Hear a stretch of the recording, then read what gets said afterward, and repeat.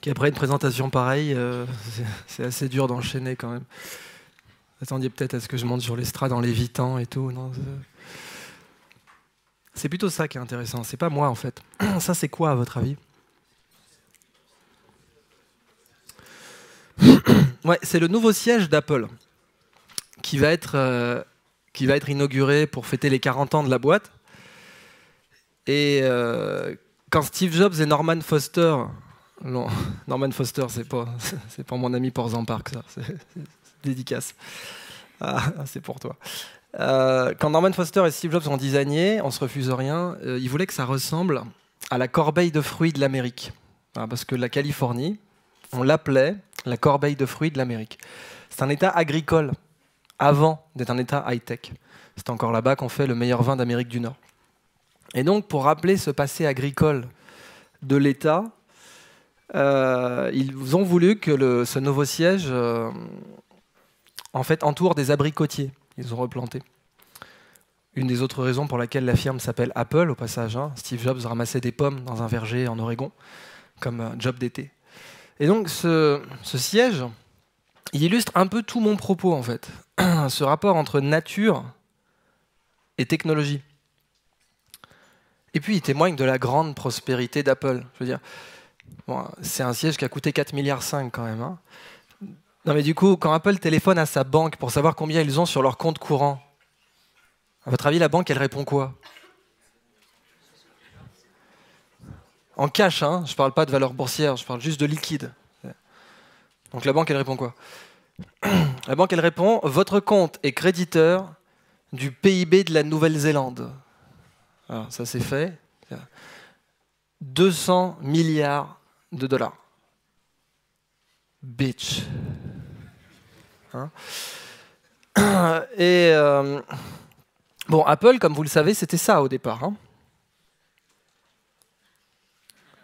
Non mais rigolez pas, c'est un monument classé dans la Silicon Valley. Oui. Le petit tuyau d'arrosage, on ne peut pas le changer de place. Hein. C'est classé. On ne peut pas changer une tuile. Il est inscrit au registre des monuments historiques du comté d'Orange. On a Chambord, eux, ils ont ça. Voilà. Non mais rigolez pas, avec ça, ils peuvent acheter 15 fois Chambord aussi. Hein. L'économie de la connaissance, c'est la seule qui vous permet de passer de ça à ça en 40 ans.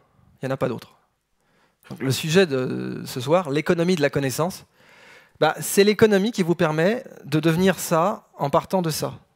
Il n'y en a vraiment pas d'autre. Apple ne vend pas du pétrole. Bill Gates n'est pas un mania du pétrole. Apple, il nous vend de la connaissance. Un produit Apple vaut beaucoup plus cher que ses composants pris séparément. Et les composants valent beaucoup plus cher que la matière première prise séparément. Un iPhone, sur le plan des matières premières, c'est 15 $. Je ne dis pas que c'est ce que ça coûte à Apple, mais c'est 15 $ de matières premières, inclus le sourcing, quoi. Et évidemment, ça vaut plus cher que ça. Et le différentiel, c'est de l'immatériel. Et l'immatériel, c'est de la connaissance, de la marque, etc. Alors, voilà une autre influence du campus d'Apple. Ça, c'est quoi, à votre avis ?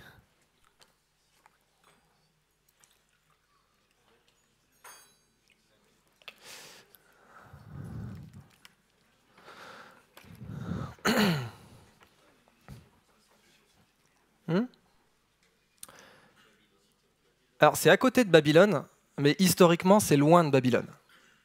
C'est Bagdad. C'est Bagdad du temps de Charlemagne. Ou du temps d'Isnogoud, ça dépend de vos références après. Et c'était la Silicon Valley de l'époque. Puisque c'est là-bas qu'on fabriquait les meilleurs instruments de navigation céleste au monde. Et si vous étiez caravanier sur la route de la soie, avoir un instrument de navigation céleste, ça pouvait vous faire gagner 2 semaines sur votre parcours. Et 2 semaines en bas de bilan, ça se voyait. Donc c'était le computer de l'époque. Et le computer de l'époque, on le fabriquait là-bas. Ça valait 1 an de salaire, etc. C'est vraiment comparable à un ordinateur, quoi. Et c'est ce que ça faisait, ça calculait. Alors j'aime beaucoup cette ville, parce que, évidemment, le commanditaire était un prince musulman. Le premier architecte était zoroastrien, le deuxième architecte était juif, le maître d'œuvre était bouddhiste et le financier était chrétien. Putain, c'était une autre époque quand même. Hein. Surtout en ce moment, quoi. Ça me fait plaisir de montrer cette image parce que là, on a un peu perdu cet esprit. Mais en fait, toutes les Silicon Valley dans l'histoire de l'humanité, hein, les technopoles, ont été des lieux de rencontre, de culture. Puisque quand vous avez plusieurs cultures dans une même ville, par définition, quand un problème arrive, comme tout le monde ne pense pas pareil, la probabilité de résoudre le problème augmente. Moins les gens pensent pareil, plus la probabilité de résoudre un problème augmente dans une communauté. Et c'est pour ça que tous les technopoles dans l'histoire, Santorin, Machu Picchu, Xi'an en Chine, Bagdad, bien sûr la Silicon Valley, bien sûr Venise, Anvers, ont été des lieux de rencontre. Alors, le sujet de cette présentation, il est bien au-delà d'Apple. Il est dans l'idée qu'on vit à l'heure actuelle, on est en pleine renaissance. Mais on n'en a pas conscience. En même temps, Léonard de Vinci et Michel-Ange ne se levaient pas tous les matins en mode c'est la Renaissance, il faut assumer un peu. Non. La Renaissance, c'est un terme qui apparaît au XVIIIe siècle, rétrospectif, pour témoigner de tout ce qui s'est passé à cette époque. Mais les gens de la Renaissance n'avaient pas du tout conscience d'être en pleine Renaissance. Nous non plus. Mais pourtant, si vraiment on compare les deux périodes, il y a beaucoup de similarités. La première Renaissance, elle était à la jonction de trois grandes tendances. La première, c'était la redécouverte de l'imprimerie. Je dis redécouverte parce que vous n'allez pas dire à un Chinois qu'on a inventé l'imprimerie, ça va pas marcher. Mais on redécouvre l'imprimerie et ça permet de diffuser les savoirs plus vite. Redécouverte de l'imprimerie, redécouverte des Amériques, pour les mêmes raisons. Ce n'étaient pas les Chinois, je vous l'accorde. Et redécouverte médicale. C'est-à-dire qu'à la Renaissance, on se met à dire le cœur a 4 cavités. Parce qu'avant la Renaissance, on disait le cœur a 3 cavités. Voilà, Galien l'a dit, c'est comme ça. Les bouchers savaient que c'était faux, parce qu'ils manipulaient du cœur tous les jours, mais ils n'avaient pas voix au chapitre, ils étaient bouchers. Et à la Renaissance, la boucherie et la médecine discutent pour le meilleur et pour le pire, et on dit voilà, le cœur a 4 cavités. Bah, aujourd'hui, on a les équivalents. L'équivalent de l'imprimerie, c'est quoi? Internet. Internet qui change le monde bien plus que l'imprimerie à son époque. L'imprimerie, c'était européano-européen. Internet, c'est mondial. Ça change aussi bien Singapour qu'Abidjan, Rio ou San Francisco, ce qui n'était pas le cas de l'imprimerie. Donc Internet. L'équivalent des découvertes géographiques, c'est cet engouement pour l'espace. Avec Elon Musk, le patron de Tesla, qui a dit « J'aimerais bien mourir sur Mars, mais pas à l'impact ». Et il y a eu 150 000 personnes qui se sont inscrites en ligne pour un aller simple sur Mars. C'est-à-dire qu'une boîte hollandaise a fait un appel, un truc sérieux avec des vraies fiches à remplir, groupe sanguin, etc. 150 000 personnes se sont portées candidates. Vous me direz, c'est peut-être la proportion de dépressifs suicidaires dans la population, mais en attendant, il y a vraiment un engouement, quoi. Alors on a découvert, justement, il y a 18 mois, on a découvert notre nouvelle place dans l'univers. Voilà, c'est là. En fait, chaque point est une galaxie. Chaque point est une galaxie, et dans le petit amas que vous voyez en bas, c'est là que se trouve la Voie lactée. Et cet amas s'appelle, alors ce grand ensemble de galaxies, s'appelle l'Aniakea. L'Aniakea, ça veut dire paradis incommensurable en dialecte hawaïen. Et c'est un ensemble de 22 000 galaxies qui tournent autour d'un truc qu'on appelle le grand attracteur, qui est un flot de matière noire. Et matière noire, c'est la langue universitaire pour dire « j'ai aucune idée de ce que c'est ».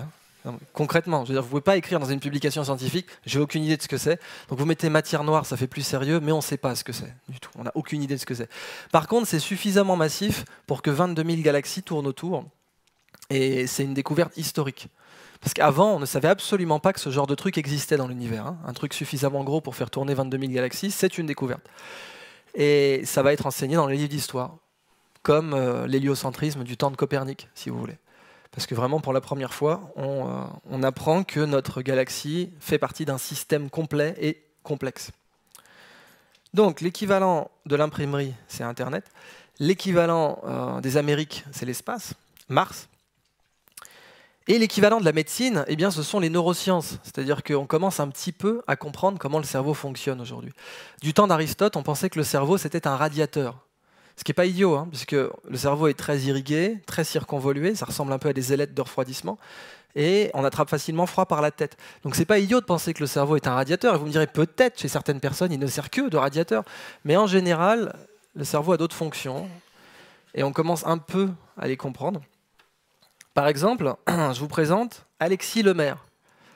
Et Alexis Lemaire, il calcule la racine 13e d'un nombre à 100 chiffres, 2 têtes.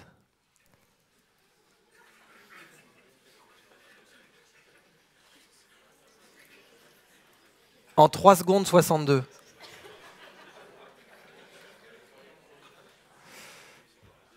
Alors, ça sert à rien, on est d'accord?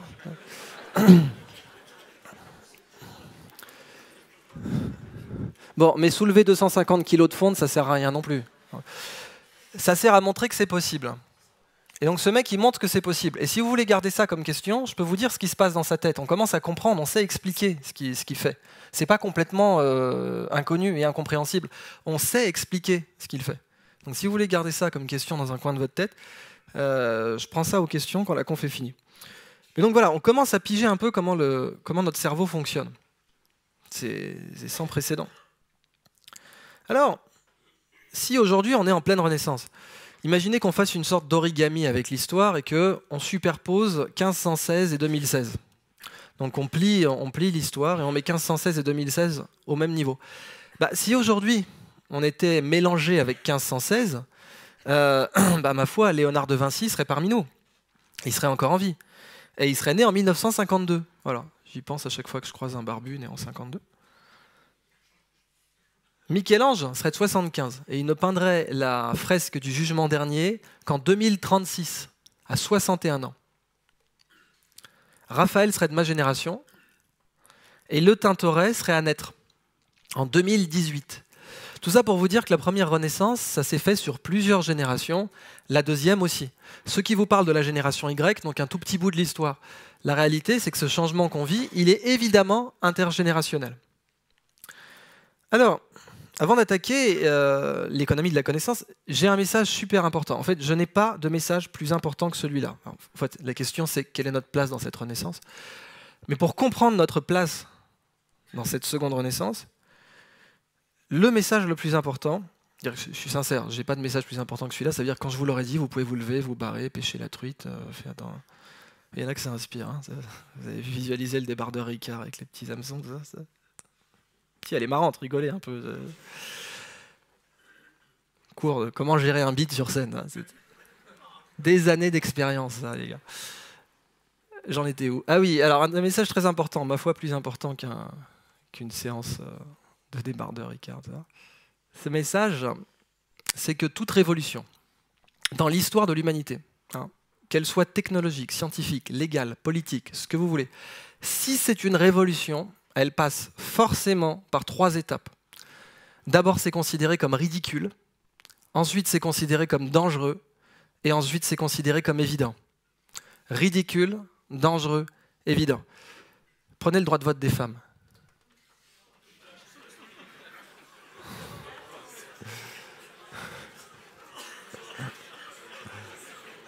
Bon. Une caisse de tomates mûres se trouve sous votre table.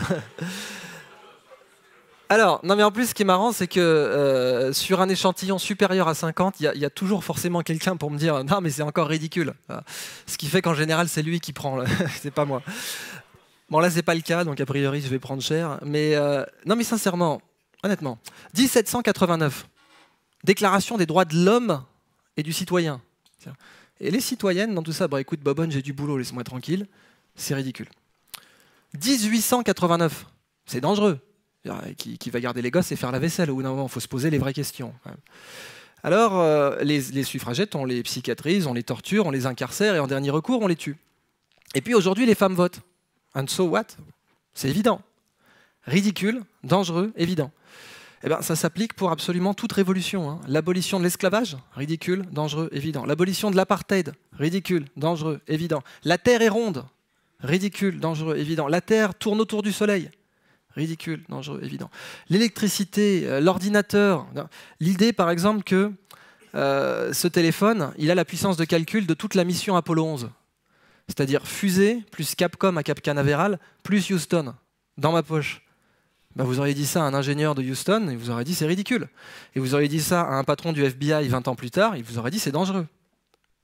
Ben aujourd'hui, c'est évident. Ridicule, dangereux, évident. Et 3 étapes d'une révolution. C'est puissant comme propriété. Ça veut dire que si une idée n'a pas été considérée comme ridicule, ce n'est pas une révolution. Point. Évidemment, la réciproque n'est pas vraie. Hein? Et oui, c'est-à-dire que pour un manager, bon, toute idée révolutionnaire est forcément ridicule à un moment, mais toute idée à la con n'est pas forcément révolutionnaire. Et mais du coup, c'est ça le vrai dilemme pour un manager. C'est-à-dire qu'un manager, c'est très dur pour lui de distinguer une idée révolutionnaire d'une idée à la con chimiquement pure, quoi. Et c'est ça le vrai problème. Alors, première histoire. Parce qu'on va voir que des cas de ça, ridicule, dangereux, évident. Imaginez une économie dont la ressource est infinie, déjà. Imaginez une économie où quand je vous donne quelque chose, il m'appartient encore. Imaginez une économie où le chômeur a plus de pouvoir d'achat que le salarié, et on va le démontrer mathématiquement. Imaginez une économie où tout le monde est né avec du pouvoir d'achat. Et imaginez une économie qui maximise le pouvoir d'achat des amoureux, et on va le démontrer mathématiquement aussi. Pour l'instant, c'est ridicule. Alors, l'économie de la connaissance, déjà, c'est pas la plus récente, du tout. L'économie de la connaissance, c'est la plus ancienne, de loin. L'être humain échangeait des savoirs bien avant d'échanger des biens, des services, des matières premières, des outils ou de la monnaie, même de pratiquer l'agriculture. Le feu, c'était de l'économie de la connaissance. Et le feu, c'était avant Homo sapiens sapiens. C'était Homo sapiens néanderthalensis, et même avant. Donc, l'économie de la connaissance, c'est pas la plus récente. C'est la plus ancienne. Mais on redécouvre la part qu'elle joue dans toutes nos activités économiques, quelles qu'elles soient. Par exemple, si je vous disais que le diamant, c'est de l'économie de la connaissance, vous me croiriez?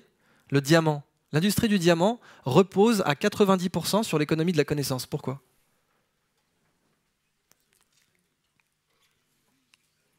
Je l'ai entendu. La taille. Qui c'est qui capte la marge? Ce n'est pas les Sud-Africains. Elle est à Anvers, la marge. C'est la taille. La taille, dans les diamants de gros, c'est 80% de la marge. Et après, vous avez le marketing. Par exemple, quand Tiffany vend un diamant, vous rajoutez encore des couches de valeur immatérielle par-dessus. C'est-à-dire que même dans un truc aussi terre-à-terre que le diamant, eh bien, il y a en fait plus de 90% de l'activité, du volume, qui est représenté par de l'immatériel. Alors, la première question à se poser sur l'économie de la connaissance, c'est à quoi ça sert? Et pourquoi la pratiquer, en fait? Pourquoi vous m'écoutez là, etc. La meilleure raison d'expliquer l'intérêt de l'économie de la connaissance, c'est très simple, ça tient en une phrase. Et c'est que la connaissance, comme la connerie, elle est infinie. Mais ça change tout quand vous y réfléchissez bien. Le pétrole, c'est pas infini. Le gaz naturel, c'est pas infini. La bauxite, le strontium, le jus d'orange surgelé, les carcasses de porc, les matières ne sont pas infinies. C'est-à-dire que tout ce qui est matériel, c'est forcément fini. Ce qui est immatériel, c'est potentiellement infini. Si vous voulez une croissance infinie basée uniquement sur le matériel, c'est pas possible. C'est physiquement pas possible. Matière finie, croissance infinie, c'est pas possible. Et on sait que sur le plan matériel, par exemple, sur le plan halieutique, on utilise 1,8 fois la planète Terre aujourd'hui. Ça, on le sait. C'est-à-dire que, passé le mois d'août, on a atteint le turnover des stocks de poissons dans les océans. Mais ça ne veut pas dire que la croissance infinie est impossible, du tout. Ça veut simplement dire que la croissance infinie est impossible dans le monde matériel. Cela dit, l'immense majorité de la croissance mondiale est immatérielle aujourd'hui, dans n'importe quel secteur d'activité. Alors, vous n'êtes pas obligé de me croire sur parole, mais vous pouvez croire les Coréens. La Corée du Sud exporte plus que la Russie chaque année. En 2012, quand le baril de pétrole était encore un peu respectable, la Corée du Sud exportait 20% de plus que la Russie chaque année. 100 milliards de dollars de plus que les Russes chaque année. Et aujourd'hui, c'est 50% de plus que la Russie chaque année. Donc la Corée du Sud exporte plus que la Russie, et puis beaucoup plus en l'occurrence, alors qu'ils ont 3 fois moins d'habitants et 171 fois moins de territoire. Et les Russes, ils ont tout. Du pétrole, du gaz naturel, de l'uranium, du thorium, du strontium. Ils ont tellement de platine que c'est eux qui ont inventé les premières monnaies platines dans l'histoire. Et ils ont les plus grandes réserves de diamants au monde, devant le Zimbabwe. Et malgré ça, chaque année, ils exportent moins que la Corée. Et pas un peu moins, 20% et 50% moins aujourd'hui. Et les Coréens, ils n'ont rien. Il n'y a pas de matière première en Corée. Il y avait un tout petit peu d'or qui a tout juste servi à payer, à rembourser l'aide fraternelle des États-Unis pendant la guerre, mais il n'y a plus rien maintenant. Et du coup, qu'est-ce qu'ils nous vendent, les Coréens? Toutes les tablettes sur vos tables ne sont pas fabriquées en France, sont fabriquées en Corée, un pays qui crevait la dalle en 1957. En 1957, les prospectivistes de la Banque mondiale disaient « Les Coréens, on leur larguera encore des sacs de riz par hélicoptère en 2010 ». Par contre, le Maroc, qui prenait son indépendance la même année, les prospectivistes disaient Le Maroc, ça sera une pétroménarchie en 2010. Ils seront pleins aux as. Donc la seule chose que je peux vous dire, c'est qu'il y aura encore des prospectivistes dans 100 ans. Et donc les Coréens nous vendent de la connaissance. Et la connaissance, ça marche plus que la matière seule. Les Coréens ont eu un ministère de l'économie de la connaissance. C'est le premier pays au monde à avoir eu un ministère de l'économie de la connaissance, qui a fusionné ensuite avec l'industrie. Que j'ai oublié de vous dire que ce ministère, il a créé un parc d'attractions pour rendre la robotique sexy aux enfants. Donc c'est Roboland. Donc vous voyez la mascotte ici, Ubo Einstein. Et j'adore parce que Einstein, il n'est pas coréen. C'est ça les technopoles, ils absorbent ce qui marche. Ils se disent pas on est les meilleurs. Je veux dire, la Corée du Nord, ils auraient mis un scientifique coréen. Il y en a eu plein d'excellents mathématiciens coréens. Maintenant, ils prennent le meilleur scientifique au monde, celui qui représente le plus la créativité scientifique, ils se foutent qu'il soit coréen ou pas. Ça, c'est typique des technopoles. On absorbe ce qui marche. Alors, première propriété de la connaissance, elle est prolifique, elle double rapidement. La quantité mondiale de connaissances, elle tend à doubler tous les 7 ans. Comment on compte ça? C'est très simple, on fait la liste des problèmes résolus. Dans n'importe quel secteur d'activité, si le secteur est actif, le temps de doublement de la liste des problèmes résolus est entre 7 et 9 ans. C'est énorme, hein. Ça veut dire, parce que doubler, qu'est-ce que ça veut dire? Ça veut dire qu'en 7 ans et 1 jour, l'humanité tend à produire plus de connaissances qu'elle en a produit dans les 15 000 dernières années. C'est ça que ça veut dire doubler. Vous prenez tout le passé et vous le refaites.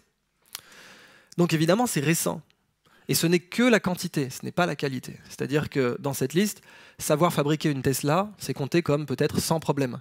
Savoir guérir le sida, c'est compté comme 10 problèmes. Donc on n'a pas du tout la qualité de la connaissance, on n'a que sa quantité. Mais quantitativement, la connaissance mondiale tend à doubler tous les 7 ans. Alors pas besoin d'être expert en logistique pour savoir que si vous produisez un bien exponentiellement et que vous le livrez à vos clients linéairement, vous avez un très gros problème. Si vous produisez du blé exponentiellement et que pour le livrer à vos clients, vous avez une départementale, à la fin de la journée, vous allez avoir un embouteillage monstre, vos camions qui font la queue et une pile de blé non livré, qui grossira plus vite que ce que vous arrivez à livrer. Bien, la connaissance, ça pourrit pas, mais aujourd'hui, on produit beaucoup plus de savoir dans le monde qu'on ne peut en faire circuler. Et c'est un problème mondial. Autre propriété de la connaissance, elle est collégiale. Qu'est-ce que ça veut dire? Ça veut dire que la vérité est un miroir brisé et chacun en possède un petit morceau. La vérité est un miroir brisé, chacun en possède un petit morceau. Et comme on a un ego, on a tendance à croire que notre morceau de vérité représente le tout. Et on a aussi tendance à croire que notre morceau de vérité est plus important que celui du voisin. Et enfin, toujours à cause de l'ego, on a tendance à croire que si on donne notre morceau de vérité, on va perdre en statut social. L'ego est le premier destructeur de valeur dans une entreprise. Il n'y en a pas d'autre. Le premier destructeur de valeur dans une boîte, c'est l'ego. Du coup, vous avez deux types de patrons. Vous avez le patron qui met son entreprise au service de son ego, et vous avez le patron qui met son ego au service de son entreprise. Celui qui met son ego au service de son entreprise, c'est Steve Jobs, Michel-Ange, Karl Lagerfeld, Coco Chanel ou Elon Musk. Et celui qui met son entreprise au service de son ego, c'est Jean-Marie Messier, c'est Anne Lauvergeon. J'ai pas de problème à balancer des noms, comme vous le voyez. Alors, la connaissance est collégiale, il faut partager ces morceaux de connaissance. Ensuite, les règles de l'économie de la connaissance, elles sont très simples, mais elles changent vraiment le monde. Règle numéro 1, les échanges de savoir sont à somme positive. Qu'est-ce que ça veut dire? Si je vous donne 20 €, ils ne sont plus à moi. On appelle ça un échange à somme nulle. Parce que si je vous donne 20 €, ça fait moins 20 pour moi, plus 20 pour vous, moins 20 plus 20 égale 0. Donc si je vous donne 20 €, ils ne m'appartiennent plus. Je ne peux pas vous les donner à vous puis à quelqu'un d'autre. Mais là, je vous donne de la connaissance. Elle m'appartient encore. Je suis en train de vous donner de la connaissance. A priori, elle ne sort pas de ma tête. Si la connaissance sortait de ma tête à chaque keynote, vous auriez une aubergine à la parmigiane en face de vous, là, maintenant. Donc, le truc, c'est que vraiment, cette conférence, je peux la donner à quelqu'un d'autre ensuite. Et je ne me prive pas de le faire, d'ailleurs. Donc, c'est peut-être un peu l'ambiance, hein, c'est-à-dire on n'est pas... Mais c'est vraiment ça, c'est-à-dire que je ne peux pas donner 20 € plusieurs fois. Un bien matériel, on ne peut pas le donner plusieurs fois. Quand on partage un bien matériel, on le divise. Quand on partage un bien immatériel, on le multiplie. Ça s'appelle la loi de Soudoplatov, découverte par Serge Soudoplatov chez IBM en 84. Quand on partage un bien matériel, on le divise. Quand on partage un bien immatériel, on le multiplie. Si je me pointe ici avec une pizza, la part individuelle est inversement proportionnelle au nombre de gens. Si je me pointe ici avec une pizza de connaissances, ce qui est le cas, eh bien, la part individuelle ne dépend pas du nombre de gens. Donc ça, c'est plutôt une bonne nouvelle. Règle numéro 2, les échanges ne sont pas instantanés. C'est plutôt une mauvaise nouvelle. Les échanges de propriété, c'est instantané. Transférer 20 € ou 20 millions d'euros, c'est une signature sur un chèque. C'est instantané. C'est tellement instantané qu'aujourd'hui, il y a du trading haute fréquence, dont la limite légale est la nanoseconde. Ça veut dire qu'on a le droit d'échanger un sac de riz 1 milliard de fois par seconde. Eh bien, dans l'économie de la connaissance, ce n'est pas le cas. Dans l'économie de la connaissance, je ne peux pas vous transférer cette keynote en 20 secondes. Elle prend du temps. Donc les échanges ne sont pas instantanés. Après, on peut voir ça comme une bonne nouvelle. Comme disait Churchill, le pessimiste, c'est celui qui voit un problème dans chaque opportunité. L'optimiste, c'est celui qui voit une opportunité dans chaque problème. Que les échanges ne soient pas instantanés, il faut plutôt le voir comme l'opportunité de créer de nouveaux services. Parce que aussi, comme disait Peter Thiel, si vous voulez devenir milliardaire, il faut faire un service qui change la vie d'1 milliard de personnes. Et dans cette phrase, les échanges ne sont pas instantanés, il y a des tonnes de services qui peuvent changer la vie d'1 milliard de personnes. Donc il faut vraiment le voir comme une opportunité. Règle numéro 3, les combinaisons de savoir ne sont pas linéaires. Qu'est-ce que ça veut dire? Si je mets 20 € et 20 € ensemble, ça fait 40 €. 20 plus 20 égale 40, c'est linéaire. Si je prends un sac de riz et un autre sac de riz et que je les mets ensemble, ça fait 2 sacs de riz. 1 plus 1 égale 2, c'est linéaire. Mais si je prends un sac de connaissances et que je le mélange avec un autre sac de connaissances, ça ne fait pas 2 sacs de connaissances, ça en fait 3. Parce qu'à chaque fois que vous regroupez 2 connaissances, vous créez systématiquement une tierce connaissance, qui est au pire triviale, mais non nulle, et au mieux révolutionnaire. Et donc ça donne cette jolie petite formule toute mignonne. Puisque je suis geek, pour moi les formules c'est mignon, je me soigne.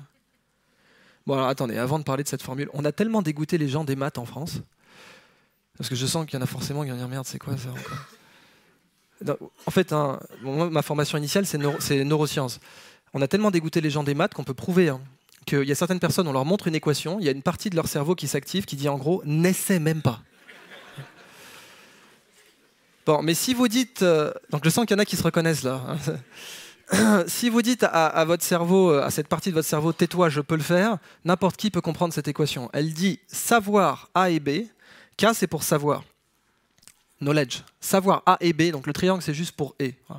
Savoir A et B dans la même parenthèse, c'est plus que savoir A et savoir B séparément. Savoir A et B ensemble, c'est plus que savoir A et savoir B séparément. Mais si vous remplacez savoir par posséder, ça ne marche pas. Avoir 20 000 € sur un compte en banque, c'est pas plus qu'avoir 10 000 sur un compte et 10 000 sur un autre compte. Mais dans un compte de connaissances, c'est le cas. C'est-à-dire qu'avoir crédité 2 connaissances sur le même compte, ça pèse plus que de les avoir sur 2 comptes séparés. Et cette règle est tellement connue qu'elle est à l'origine de la bibliothèque d'Alexandrie. L'idée de regrouper tous les savoirs dans une seule structure, c'était révolutionnaire, c'est passé par ridicule, dangereux, évident, parce qu'avant, pendant plus de 1000 ans, on faisait plein de petites bibliothèques partout, ce qui paraissait plus logique. Et puis, à partir d'une certaine époque, on se dit non, on va regrouper tous les savoirs en un seul lieu. Cette loi est tellement connue que la CIA aujourd'hui a créé un wiki pour le renseignement américain. C'est-à-dire que la CIA a créé un wiki qui s'appelle Intellipédia, pour tout son renseignement, avec les 3 niveaux de confidentialité. Et ils se sont rendus compte que quand tous leurs agents pouvaient dialoguer comme ça sur un wiki, avec évidemment tout le cloisonnement nécessaire quand même, eh bien la quantité de connaissances augmentait. Alors pour moi, la plus belle dimension de l'économie de la connaissance, c'est la structure de son pouvoir d'achat. Et je vais vous la faire deviner, c'est pour ça que j'ai laissé la slide vide. Là, on est en train de réaliser une transaction. Je vous donne de la connaissance et vous me donnez 2 choses en échange. Là, maintenant, tout de suite. Lesquelles ? Très bien, l'attention. Et quoi d'autre? Et du temps. Eh bien, il s'avère que l'attention et le temps, c'est la monnaie de l'économie de la connaissance. Si vous voulez acheter un savoir, il faut payer en attention et en temps. Et ça donne cette autre petite formule toute mignonne que j'ai découverte à Stanford, qui dit « le flux de connaissances suit », le petit signe au milieu, ça veut juste dire « est proportionnel ». Le flux de connaissances est proportionnel à l'attention multipliée par le temps. Alors vérifions que c'est bien un produit déjà. Produit, ça veut dire que si l'un des deux vaut 0, le tout vaut 0. Bon, bah, si vous me donnez 1 heure de votre temps, mais que pendant 1 heure, vous êtes en mode musique de Barry White dans votre tête, il n'y aura pas beaucoup d'échanges de connaissances. J'aime bien cet exemple. Il y a forcément, statistiquement, il y a quelqu'un qui va avoir « Let the music play » pendant 1 heure là, dans sa tête. Ça commence, hein. C'est sale ce que je fais. Et évidemment, si vous me donnez toute votre attention, mais 30 secondes, il n'y aura pas d'échange non plus. Donc on voit bien qu'il faut payer les deux en même temps. Et si l'un des deux vaut 0, le tout vaut 0. Donc vous voyez déjà, les conséquences de cette formule, elles sont grandes. Et rien que pour l'école, elle contrôle que ça. Voilà. Ah oui, à l'école, vous ferez 3 heures d'anglais par semaine. Bah, vous n'êtes pas bilingue en bout de chaîne. Parce que si l'école savait capter l'attention, elle ne serait pas obligatoire. Ça commence pas. Non, mais rigolez pas, c'est pas une blague. C'est triste, mais c'est comme ça. L'unité d'achat de la connaissance, c'est pas du tout le temps, c'est l'at. Un at, c'est 1 heure à attention maximale. Et attention maximale, c'est très facile à définir en neurosciences, c'est quand vous êtes tellement pris par un bouquin que vous ratez votre station. C'est ça, attention maximale. C'est quand vous êtes tellement pris par un truc que vous lisez, par exemple, que vous êtes fermé au monde extérieur. Donc, tellement pris par son bouquin, c'est attention égale 1. Et puis attention égale 0, c'est vous êtes en mode musique d'ascenseur dans votre tête, vous souriez, ah, je t'écoute, mais en fait non. Et oui, ça vous est arrivé, je sens. Il y a des gens qui doivent se resituer dans certains comex, des trucs comme ça. Ouh. Donc l'at, c'est l'unité de mesure pour acheter la... C'est-à-dire que le pognon de l'App Store du cerveau, c'est l'at. Si vous voulez télécharger une appli dans votre cerveau, genre jouer du piano, savoir dessiner, le jujitsu, la pâtisserie ou la physique quantique, c'est en at qu'il faut payer. Par exemple, un brevet de pilote en Suisse, c'est 250 at qu'il va falloir payer. Voilà. Si vous voulez acheter un brevet de piloter un petit Cessna, c'est 250 at. Donc, ça permet vraiment d'avoir une théorie du pouvoir d'achat. Alors, il y a plein de conséquences magnifiques à cette équation, vraiment. La première, c'est que si votre pouvoir d'achat, il est en attention multiplié par le temps, eh bien, tout le monde est né avec du pouvoir d'achat dans l'économie de la connaissance. Le petit Somalien, il n'est pas né avec 1 000 $ en poche, mais il est né avec de l'attention et du temps. C'est la seule économie où le pouvoir d'achat est garanti à la naissance. Ce n'est pas le même pour tout le monde, mais il est garanti. Et puis, bien sûr, le chômeur a plus de pouvoir d'achat que le salarié. Son revenu mensuel date est supérieur au vôtre. Je vous avais dit qu'on le démontrerait mathématiquement.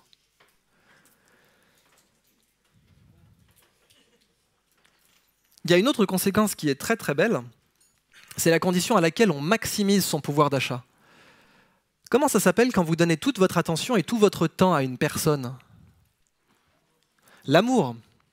Si vous aimez quelqu'un, il ou elle est au sommet de votre liste de dépenses en at, pour vos at de poche, vos at à vous, pas les at que vous devez claquer pour l'administration, pour le boulot, etc. Dans vos at à vous, une personne que vous aimez, a priori, c'est top de la dépense. Mais c'est valable pour une discipline aussi, c'est valable pour un secteur.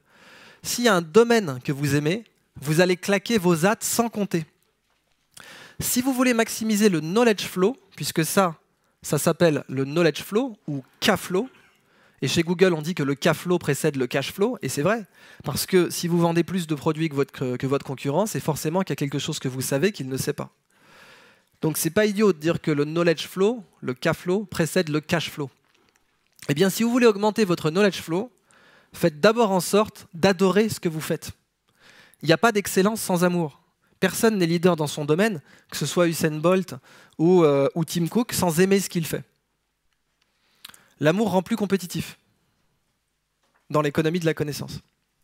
Donc l'économie de la connaissance est la seule économie qui maximise littéralement le pouvoir d'achat des amoureux. Littéralement, ce n'est pas une métaphore. Et c'est ce que disait Léonard de Vinci d'ailleurs. La source de toute connaissance, c'est l'amour. Si vous aimez un savoir, vous allez l'apprendre très vite, vous ne compterez pas vos heures. Si on vous force à l'avaler, eh bien, ma foi, le temps pourra être éventuellement imposé, mais les at ne seront pas garantis. Alors, juste en dessous, l'amour, il y a l'addiction. Et oui, tout amour est addictif, mais toute addiction n'est pas forcément amoureuse. Je vous laisse méditer 5 minutes là-dessus. Si vous voyez des cas qui vous reviennent dans votre vie personnelle. Du coup, il y a des médias qui sont très bons pour capter les at. Très très bons. Et ces médias, ce sont les jeux. Quels qu'ils soient, vidéo ou pas. C'est-à-dire que quand TF1 veut capter des at, on est d'accord qu'ils ne mettent pas un cours d'université, hein, ils mettent un jeu. Parce que le jeu, ça capte l'attention. Et je veux dire, un footballeur, il capte beaucoup plus dates en une journée que moi dans toute ma carrière. Et c'est pour ça qu'il est mieux payé que moi d'ailleurs. Pareil, rigolez pas, c'est pas censé être drôle. Quand je vois que Karim Benzema est mieux payé que moi, je vous assure, ça me fout les boules un peu. Faut pas tweeter là. Mais il est clair que le Super Bowl capte plus dates en 2 heures que tout le monde universitaire en 10 ans. Donc les jeux sont d'excellents aspirateurs à hâte. Du coup, à votre avis, combien de temps, si on prend un certain jeu vidéo, World of Warcraft, ouais, je me suis régalé sur l'image là. World of Warcraft, ceux qui ont des gosses doivent voir peut-être. Ça vous dit quelque chose? Bon, il y en a peut-être un ou deux dont les enfants passent un certain temps à geeker. Donc World of Warcraft, c'est un jeu, bon là c'est une cosplay, hein, mais c'est un jeu vidéo qui est très populaire. À votre avis, combien de temps l'humanité a déjà joué à ce jeu? Si on met bout à bout toutes les heures. Et 1 heure égale un at, hein, parce que quand vous êtes sur un jeu vidéo, vous êtes à attention maximale. Alors, qui pense que c'est l'âge des États-Unis d'Amérique?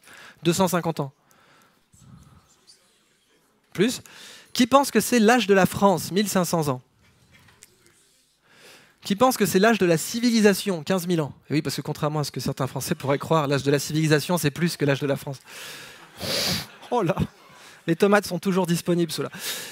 Alors celle-là, vous savez comment je l'ai inventée, cette vanne? Parce qu'un jour, quand j'ai dit devant un public américain, qui pense que c'est l'âge des États-Unis, 250 ans, qui pense que c'est l'âge de la France, 1500 ans, j'ai eu un petit... C'est très mal passé. Donc j'ai enchaîné tout de suite. Bon. Et puis depuis, voilà, je la sors quand même devant le public qui est le moins adapté pour la sortir, a priori. Hein. Mais j'aime ça. Alors, bon, plus de 15 000 ans? Ou moins? Non, parce que, attention, montez pas trop vite dans les tours. Si les URSAF se pointent et vous dites, bon, vous avez 15 000 ans de salaire à verser, vous êtes dans la merde quand même, hein, concrètement. C'est plus? Ok.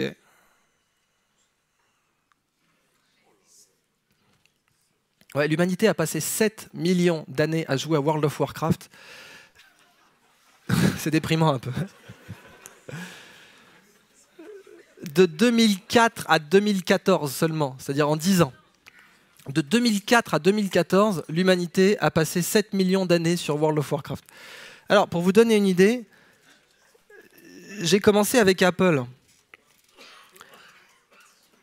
Apple, c'est 1/50 de ce temps. C'est-à-dire que si on compte toutes les heures travaillées chez Apple depuis cette époque, de l'époque qui les avait passées de là à là, c'est 1/50. Et encore, je donne un avantage à Apple puisque je considère que 1 heure égale un at. Et on sait que c'est faux au boulot. Je veux dire. Non mais soyons sérieux. Alors que sur un jeu vidéo, on sait que c'est vrai pour le coup. Hein. On sait que 1 heure égale un at.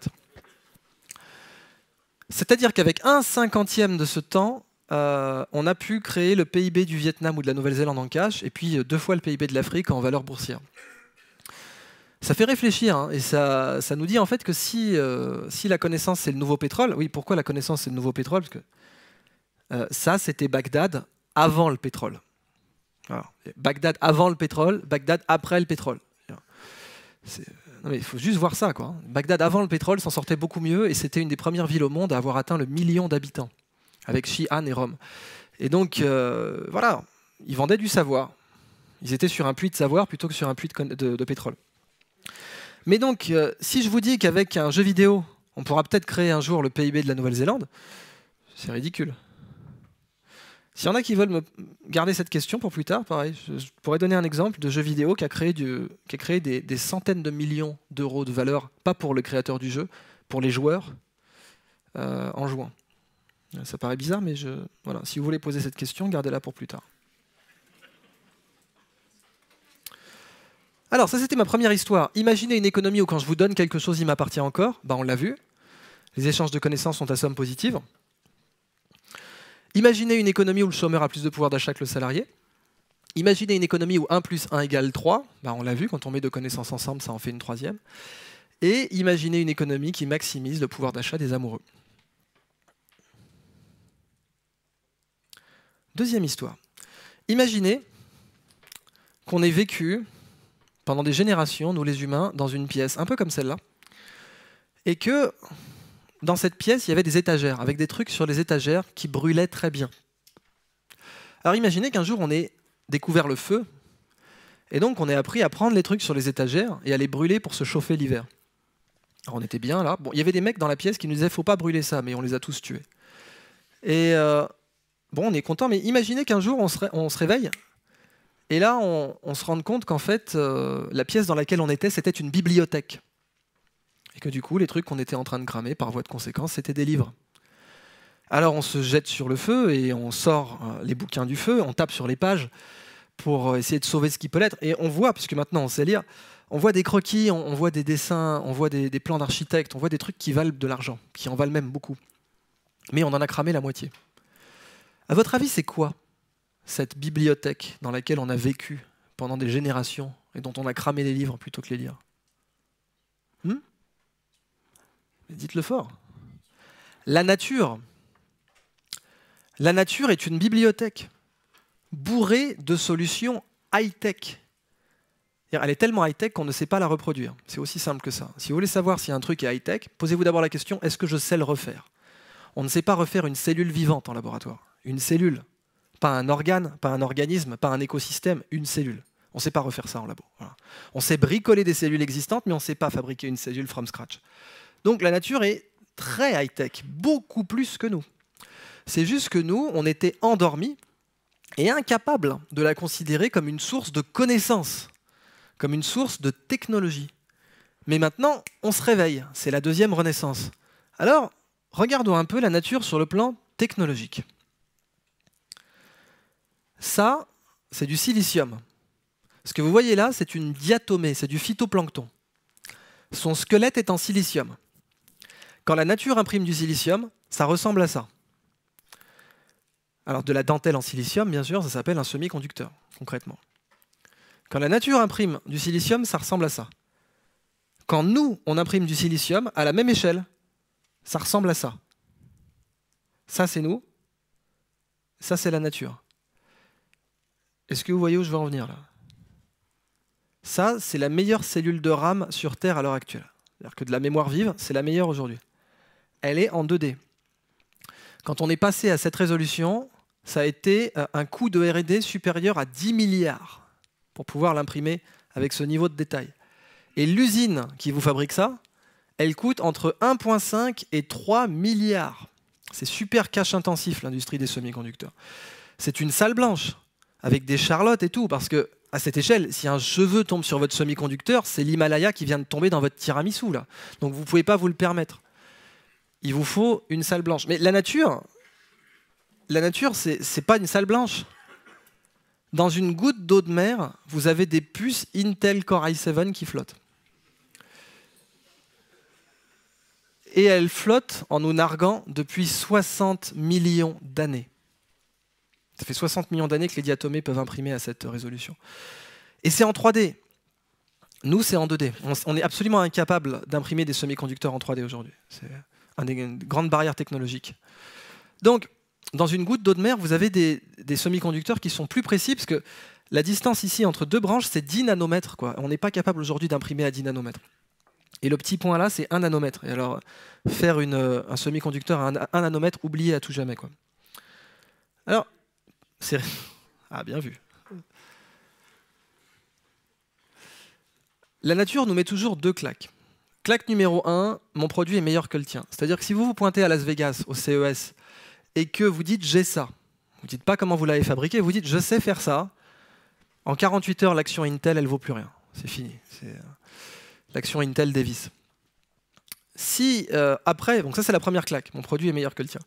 Mais si après vous dites « j'ai ça, mais je l'ai fabriqué dans un verre d'eau, à température ambiante, sans armes ni haine ni violence, et certainement pas avec 3 milliards d'investissements nets d'usines, je ne parle même pas de la R&D.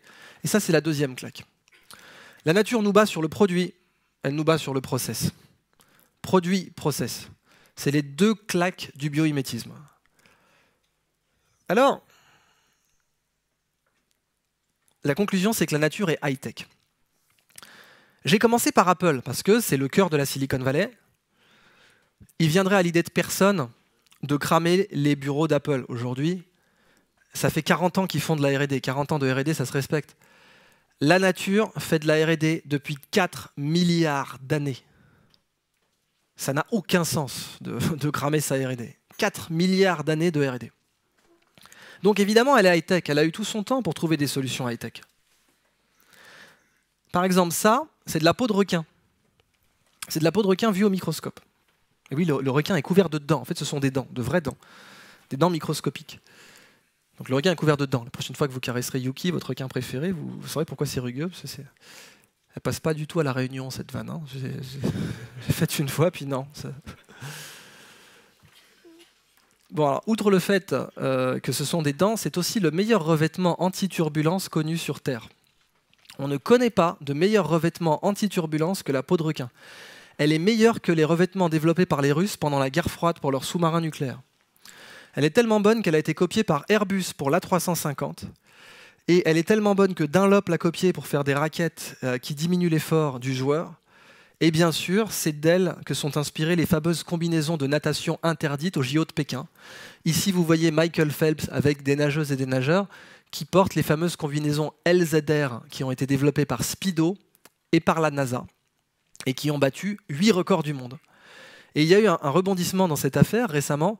Une étude d'Harvard a regardé un peu les performances de ces combinaisons et a dit en gros, entre l'écart de performance entre la peau humaine et la peau de requin, cette combinaison mord dans l'écart de 15%. Donc vous ne méritez même pas le nom de bio-inspiré de la peau de requin. Et vous brisez 8 records du monde. C'est aussi le meilleur revêtement anti-fouling sur Terre. Et oui, vous ne verrez jamais un bigorneau collé à un requin. Vérifiez. C'est vrai. Ce Bob Ricard revient. Alors, vous êtes une boîte allemande, vous créez une peinture qui, quand elle sèche, ressemble à la peau de requin. C'est génial, parce que vous peignez un porte-conteneur avec revêtement anti-turbulence, donc moins de dépenses de carburant, mais également revêtement anti-fouling, donc moins de dépenses en cale sèche pour nettoyer la coque chaque année.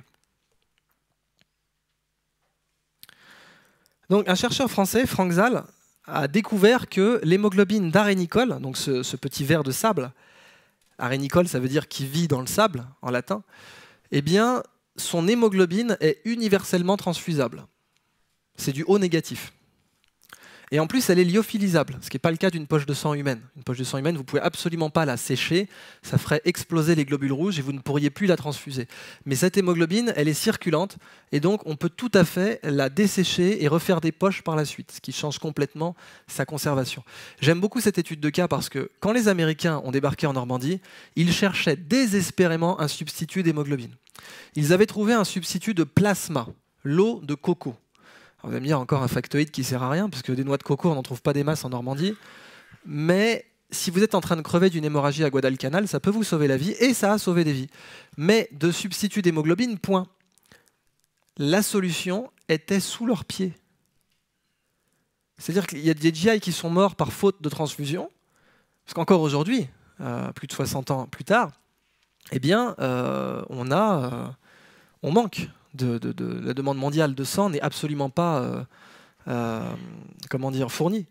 Eh bien, avec l'hémoglobine d'arénicole, vous êtes sur une hémoglobine universellement transfusable et 50 fois plus oxygénante que l'hémoglobine humaine. Fois 50. Donc, imaginons que vous êtes un cycliste, genre Lance Armstrong, par exemple. Anne Lauvergeon, c'est fait. Bon, votre médecin, si c'est le Vivaldi de la transfusion sanguine, il vous fera 1,8 fois 50. Bon, à fois 50, vous êtes mort, hein, c'est pas à ça que ça sert. C'est pour les transplantations d'organes. Quand on transplante un organe, il faut le maintenir oxygéné. Et c'est une course contre la montre, quoi. Et on ne peut pas le garder très longtemps, l'organe, hein, 24 heures en général. Avec ça, 8 jours. Et la raison pour laquelle on s'est arrêté à 8 jours, c'est qu'il n'y a aucune situation dans le monde qui justifie d'attendre 8 jours pour transplanter un organe. Voilà. Aucun organe ne voyage par avion. Hein. En fait, ce qui se passe, c'est que c'est le patient qui voyage. Voilà. Il voyage en amont, et puis ensuite, on fait la transplantation. Alors, ce que dit le biomimétisme, c'est que la nature est une bibliothèque et qu'il faut la lire au lieu de la brûler. Pas parce que c'est bien, mais parce que c'est rentable. Si vous avez hérité une bibliothèque de votre pépé, la meilleure façon de faire de l'argent avec, c'est pas de la vendre au kilo.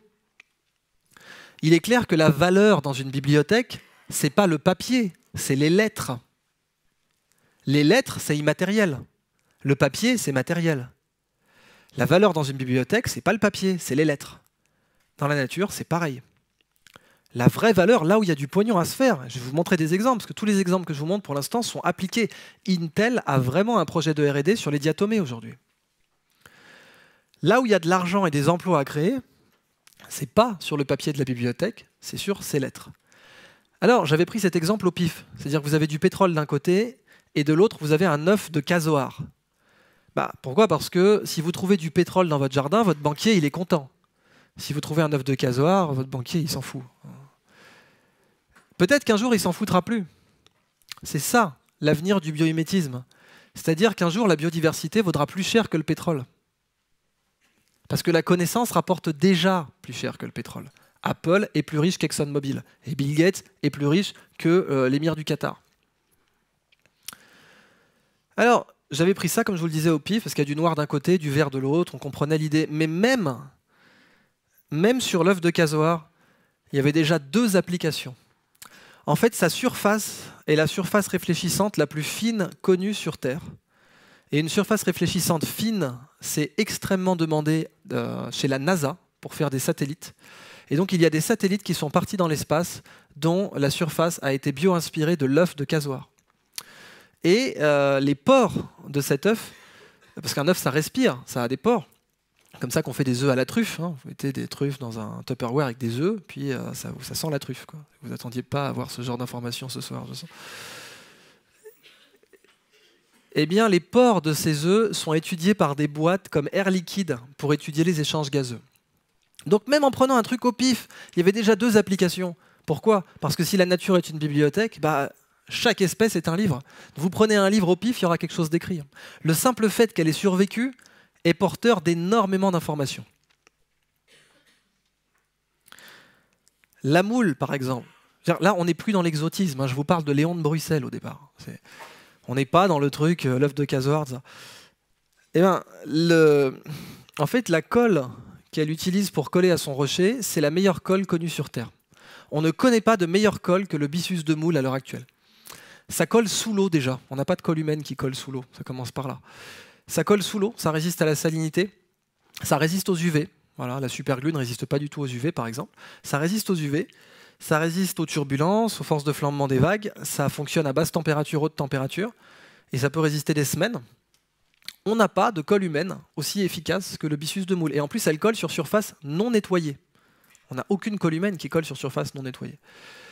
Et donc, c'est vraiment la meilleure colle sur Terre. Elle est étudiée par la NASA et par l'armée américaine pour faire de nouvelles colles. Et aussi des gilets pare-balles, parce qu'en fait, c'est une soie. C'est de la soie, concrètement.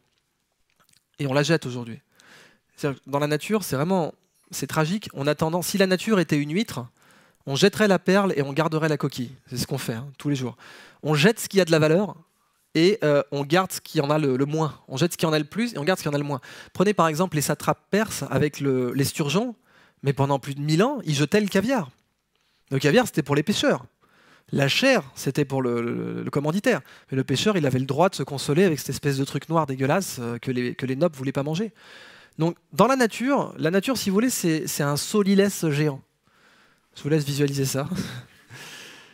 Parce que la nature, c'est vraiment l'histoire du solilès. C'est pour ceux qui n'aiment pas le poulet, vous ferez expliquer par les autres. Alors, solilès, je ne sais pas le traduire en ricain, j'ai eu du mal là-dessus, parce que je suis vraiment parti dans un tunnel pendant 15 minutes. Alors, vous savez, dans la carcasse, il y a un truc là, et c'est là que j'ai appris que le ricain, il jetait, il s'en foutait. N'allez pas en déduire, ne me faites pas dire ce que je n'ai pas dit. Comment je me sors de ça maintenant, Alors, la nature, on jette ce qui a le plus de valeur, et en général, on garde ce qui en a le moins. C'est même pas une exception, c'est plutôt la règle. Dans le cas de l'huître, de la moule, eh bien, c'est de la soie, c'est-à-dire que pendant des générations, les Chinois, par exemple, ils plantaient des mûriers pour régénérer les sols. La seule raison pour laquelle les Chinois plantaient des mûriers, c'était pour prévenir la désertification, c'est tout. Et donc le parasite du mûrier, mais il s'en foutait complètement. Il faudra attendre plus de 7 siècles avant que les Chinois utilisent la soie. Vous vous rendez compte? C'est-à-dire que la colonne vertébrale du commerce mondial, la route de la soie, elle a été basée sur un déchet auquel personne ne s'intéressait pendant des siècles. Eh bien, peut-être qu'on aura la route de la soie de moule un jour. J'ai un ami qui est conchiliculteur dans l'étang de Thau, il s'appelle Florent Arborièche, il fait aussi d'excellentes huîtres. parce qu'il a inventé une technique qui s'appelle la marée solaire. En fait, il sort ses huîtres de...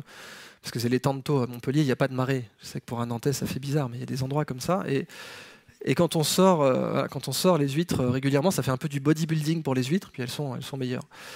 Et il fait aussi donc des moules, et il produit 400 kilos de byssus de moule par jour, et ses collègues le jettent. Alors lui, le garde religieusement, mais on n'a pas de débouché. Mais c'est un tissu, en fait. C'est un tissu cardable et tissable. Il est mentionné dans la Bible comme tissu qu'on pouvait porter.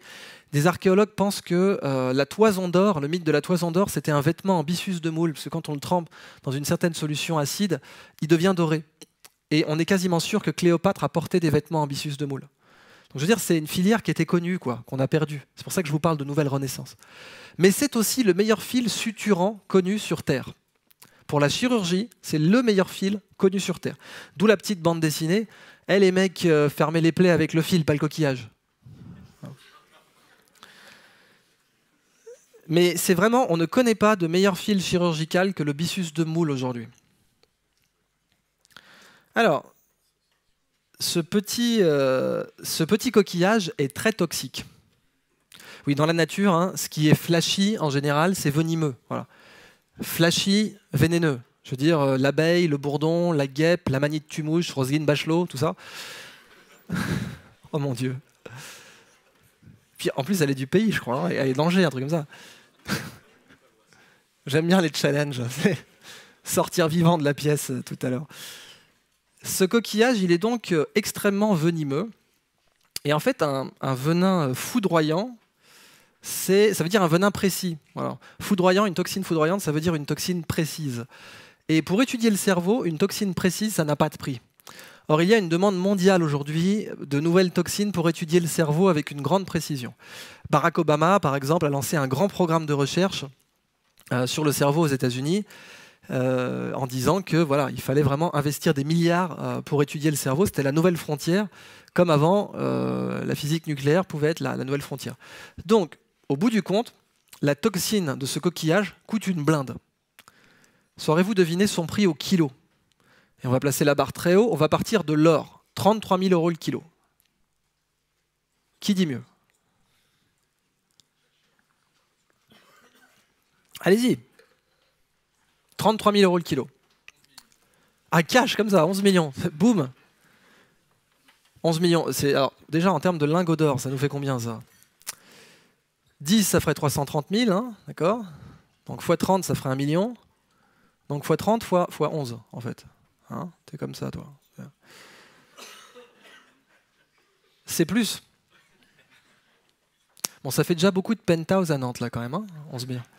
Avec 1 kilo, hein. C'est plus. Allez-y. 500 millions. Ça fait beaucoup de penthouse d'un coup. On est peut-être monté un peu vite dans les tours. C'est plus. Allez-y, hein, c'est pas votre argent, je veux dire. 2 milliards. Vous avez atteint la limite. Je vous laisse faire le calcul.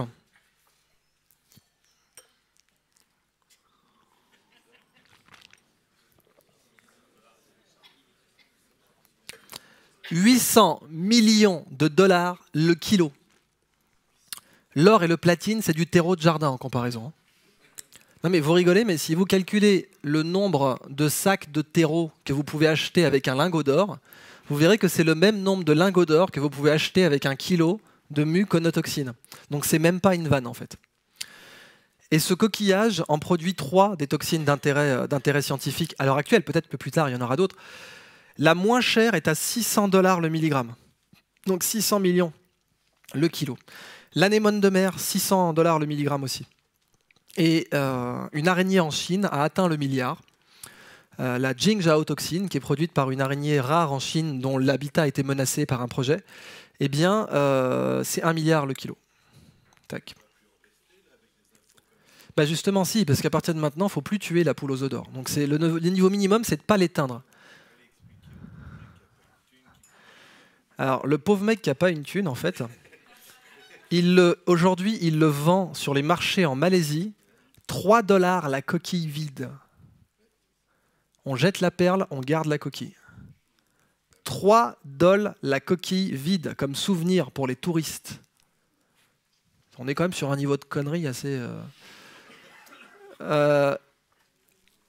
Alors c'est marrant, je vous avais dit, imaginez que la nature soit une bibliothèque. Je vous ai dit, on a commencé à brûler les livres, on était fiers. Il y a des gens qui nous disaient, faut pas les brûler, mais on les a tous tués. Qui c'est? Non, non, non. Non, c'était les Indiens. Eh oui, les Indiens, ils savaient lire la nature. Le curare, par exemple. Si on compte le nombre de vies humaines qui ont été sauvées par le curare, ça dépasse 1 milliard de vies humaines. 1 milliard. Le curare est un relaxant musculaire qui est critique pour les opérations chirurgicales. Avant le curare, on ne pouvait pas opérer plus de 20 minutes. Parce qu'au bout de 20 minutes, le patient convulsait sous anesthésie. Et un patient qui convulse pour une opération à cœur ouvert, c'est pas top. Du coup, il fallait un décontractant musculaire non toxique. Et le curare paralyse, mais ne tue aucune cellule. Donc, c'est-à-dire qu'une fois qu'il a été évacué par le corps, les animaux meurent par arrêt respiratoire, mais si vous êtes sous respiration artificielle, le curare ne tue aucune cellule. Et donc, si on compte depuis son introduction par l'Institut Pasteur, dans la version générique du curare en 1947, le nombre de vies humaines qui ont été sauvées par une opération de plus de 20 minutes, ça fait plus d'1 milliard. Et c'était un truc que les Indiens nous ont appris, ça. Nous, on n'était pas capable de le trouver. Alors, je vous ai gardé le meilleur pour la fin. Mesdames et messieurs, super crevette. Bon alors, super crevette, elle peut vous péter une main déjà. Mais elle fait entre la taille d'une grosse langoustine et la taille d'un homard, quoi. Et vous voyez, elle a des petits marteaux, là. Ce sont des marteaux pour péter les fruits de mer, exactement comme nous. Hein. C'est-à-dire que, comme nous, alors, nous, quand on casse un tourteau avec un marteau à tourteau, bon bah le POC, on ouvre le tourteau, on le mange, circuler, il n'y a rien à voir quoi. Mais c'est super crevette elle. Ah, du coup quand elle envoie son marteau, c'est Nagasaki sur le pauvre tourteau, il n'y a aucun survivant. Quand elle envoie son marteau, elle lui met 1500 newtons de poussée instantanée. Alors pour vous donner une idée de ce que ça donne, 1500 newtons de poussée, ce qui permet à une fusée de décoller, c'est le rapport poids-poussée. Si on pouvait mettre 1500 newtons de poussée continue dans une balle de baseball, on la mettrait sur orbite. Donc super crevette déjà. Ça va tellement vite quand elle envoie son marteau qu'elle fait une onde de choc sous l'eau qui tue tous les poissons autour d'elle. Oui, super crevette pêche à la dynamite. Et elle pêche à la dynamite à bout portant. C'est-à-dire que nous, quand on pêche à la dynamite, on met le bâton et on se casse. Elle se prend l'onde de choc pleine tête, rien à foutre. Même pas mal. Et alors du coup, son squelette est étudié par l'armée américaine pour faire des suspensions de chars d'assaut capables de résister à un souffle nucléaire. J'ai pas fini.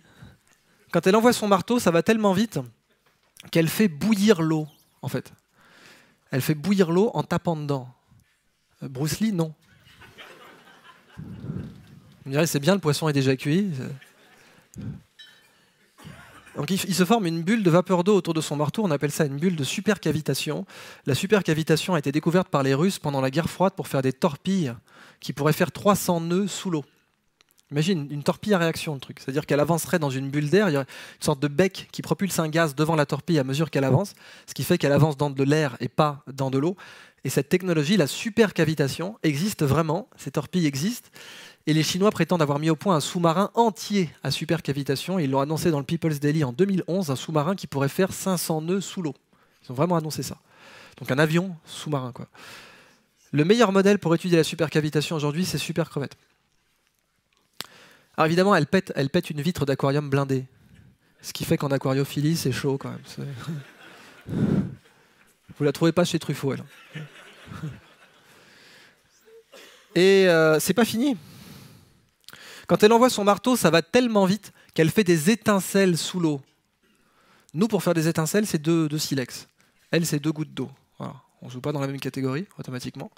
Et ces étincelles, on les a mesurées avec un spectromètre pour connaître leur chaleur. 22 000 degrés Celsius.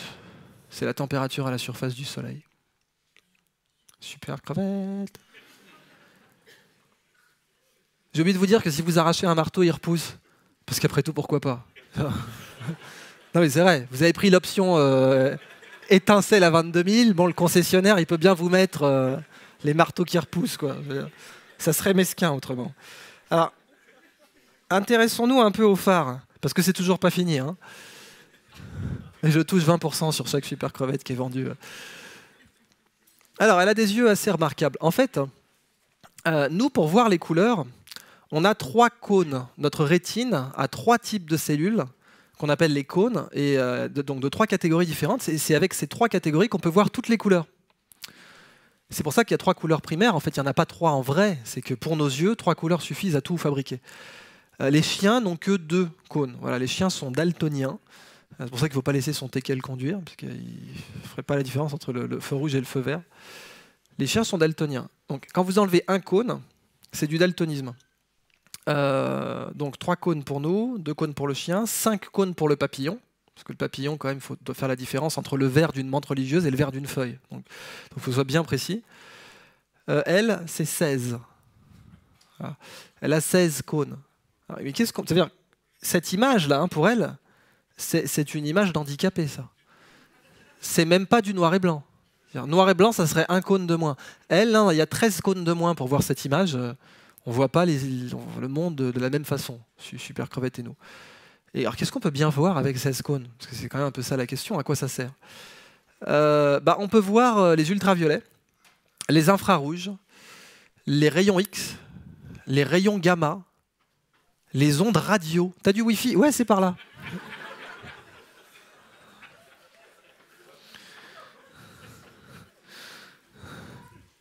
Alors, les Américains ont breveté une caméra bio-inspirée des yeux de Super Crevette. Alors, son vrai nom, c'est pas Super Crevette. Elle a évidemment une identité à la Clark Kent. Et son identité à la Clark Kent, c'est la crevette menthe. Voilà, M-A-N-T-E, comme une menthe religieuse. Ou squill. Il y en a plein d'espèces. Et d'ailleurs, ce qui est un peu dommage, c'est que, j'ai envie de dire tout ça pour ça, elle se pêche très facilement avec une épuisette. C'est un peu con. Hein. Du coup, les Japonais la mangent en sashimi. Parce que les Japonais, quand ils pêchent un truc, dans le doute, vous ne faites jamais repêcher par un Japonais.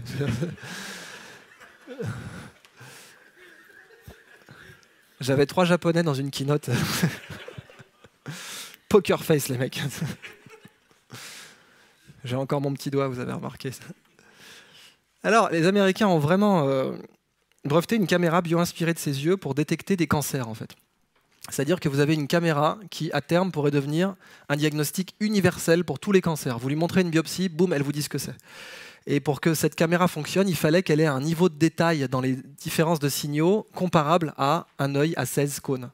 Donc elle a vraiment été bio-inspirée de ses yeux pour pouvoir obtenir ce résultat qui était un peu le saint graal de la cancérologie. Hein. Avoir un diagnostic unifié pour tous les cancers, c'est un truc dont on est encore très loin. Mais maintenant, avec cette caméra, la barrière est franchie. Du coup, le brevet coûte extrêmement cher. Enfin, les brevets, puisque c'est tout un ensemble. Alors, pour conclure, vous avez peut-être déjà vu ce projet. Le radeau des cimes, ça s'appelait. Donc l'idée, c'était de poser un grand filet à la cime des arbres pour que les chercheurs puissent étudier les arbres. Et puissent étudier la cime des arbres, qui est un écosystème inexploré.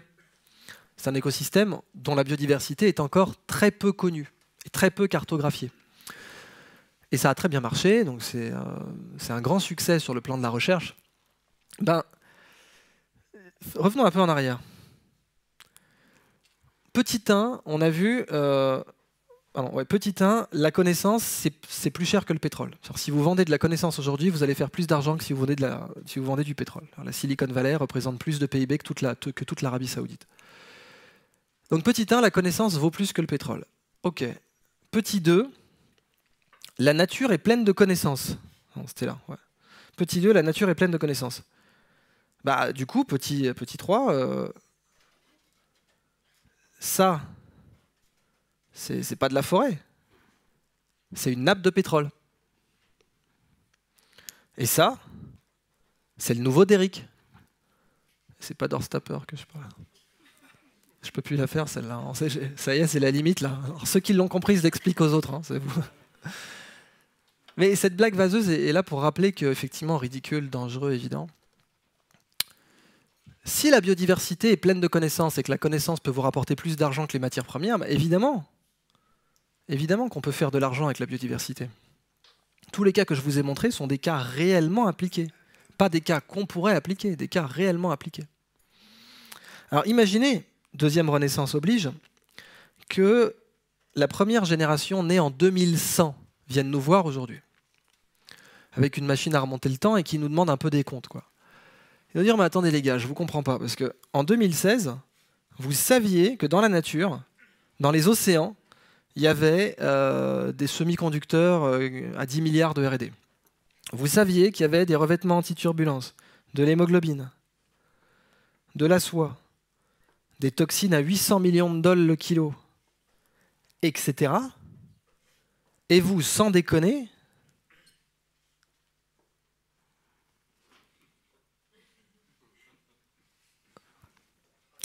je l'ai faite chez NJ, celle-là.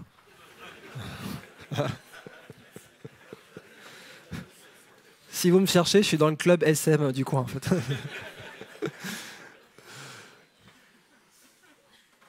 Et le pire, c'est qu'ils ont apprécié, enfin, je crois. Ils m'ont jamais rappelé. Alors, le Derrick, c'est passé par ridicule, dangereux, évident. C'est-à-dire que le colonel Drake, quand il a fait le premier Derrick aux États-Unis, les gens lui ont dit mais t'es complètement fêlé. Faire une grande tour de bois pour aller extraire une huile qui est à 30 mètres sous la terre, c'est débile. S'il avait dit plus tard, on en fera en pleine mer, qui va chercher le pétrole 20 km sous le niveau de la mer, là, on lui aurait dit c'est complètement dangereux. Ok, je dis pas que c'est mal ça. Je dis que ce qui est mal, c'est de faire de l'argent que comme ça, en fait. Il y aurait d'autres moyens de faire du blé. Le baril, il est à combien? 30 pour 154 litres, quoi, grosso modo. Ça fait 2 litres. La 100p, elle vaut beaucoup plus, hein, déjà. C'est du marketing, hein, encore de l'immatériel. Ok, le baril, 30 le baril.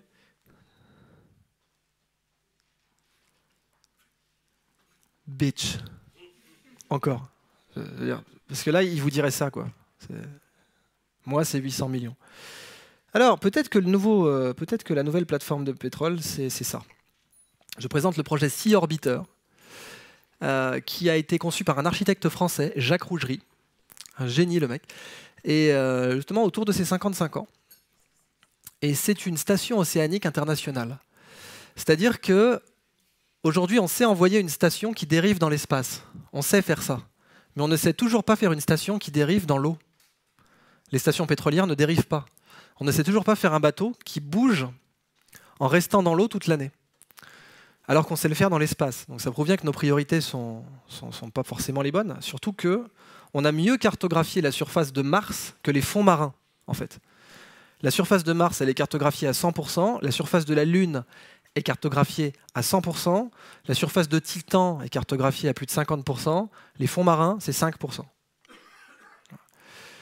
Et revenez sur Titan, il y aurait des hydrocarbures. Donc automatiquement, on a cartographié ça en priorité, même si c'est à l'autre bout du système solaire. Ça serait fait non pas pour faire jaillir les matières de la mer, mais la connaissance. C'est-à-dire que si vous reprenez le radeau des cimes, l'idée, c'est que si vous exploitez la nature comme une source de connaissance, vous ne la détruisez plus. Si vous exploitez la forêt comme une source de bois, tout ce que vous allez prendre, la forêt ne l'aura plus, parce que dans le monde matériel, les échanges sont à somme nulle. Mais dans le monde immatériel, les échanges sont à somme positive. Dans le monde du papier, si vous exploitez une bibliothèque comme une source de papier, effectivement, tout ce que vous prenez à la bibliothèque, elle le perd. Si vous exploitez une bibliothèque comme une source de lettres, tout ce que vous lui prenez, elle le garde. La nature, c'est exactement la même chose. Si vous exploitez la nature comme une source de connaissances, vous ne la détruisez plus en l'exploitant. Vous la laissez intacte. Donc le biomimétisme, c'est bien plus qu'une astuce technique. C'est une révolution politique. C'est-à-dire qu'avec le biomimétisme, à terme, il n'y a plus de conflit d'intérêts entre nature et croissance. Ceux qui vous disent que la décroissance est inévitable, ils font une erreur absolue et débile quand on y pense, qui est de croire que, en gros, il y a un rail, il y a 2 locomotives, il y a la locomotive nature et la locomotive croissance, et qu'elles sont sur le même rail, le rail du monde matériel.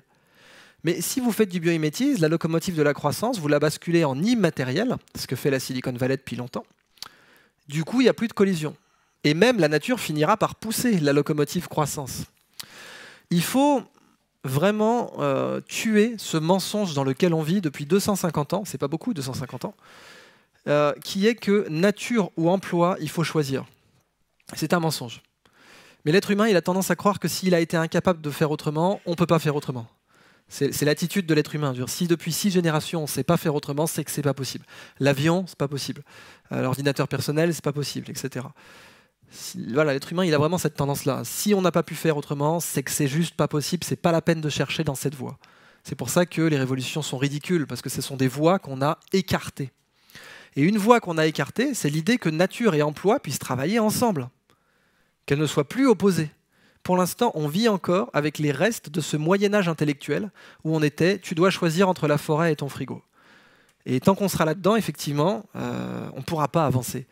Parce que, par exemple, la France a pris le leadership de la COP 21.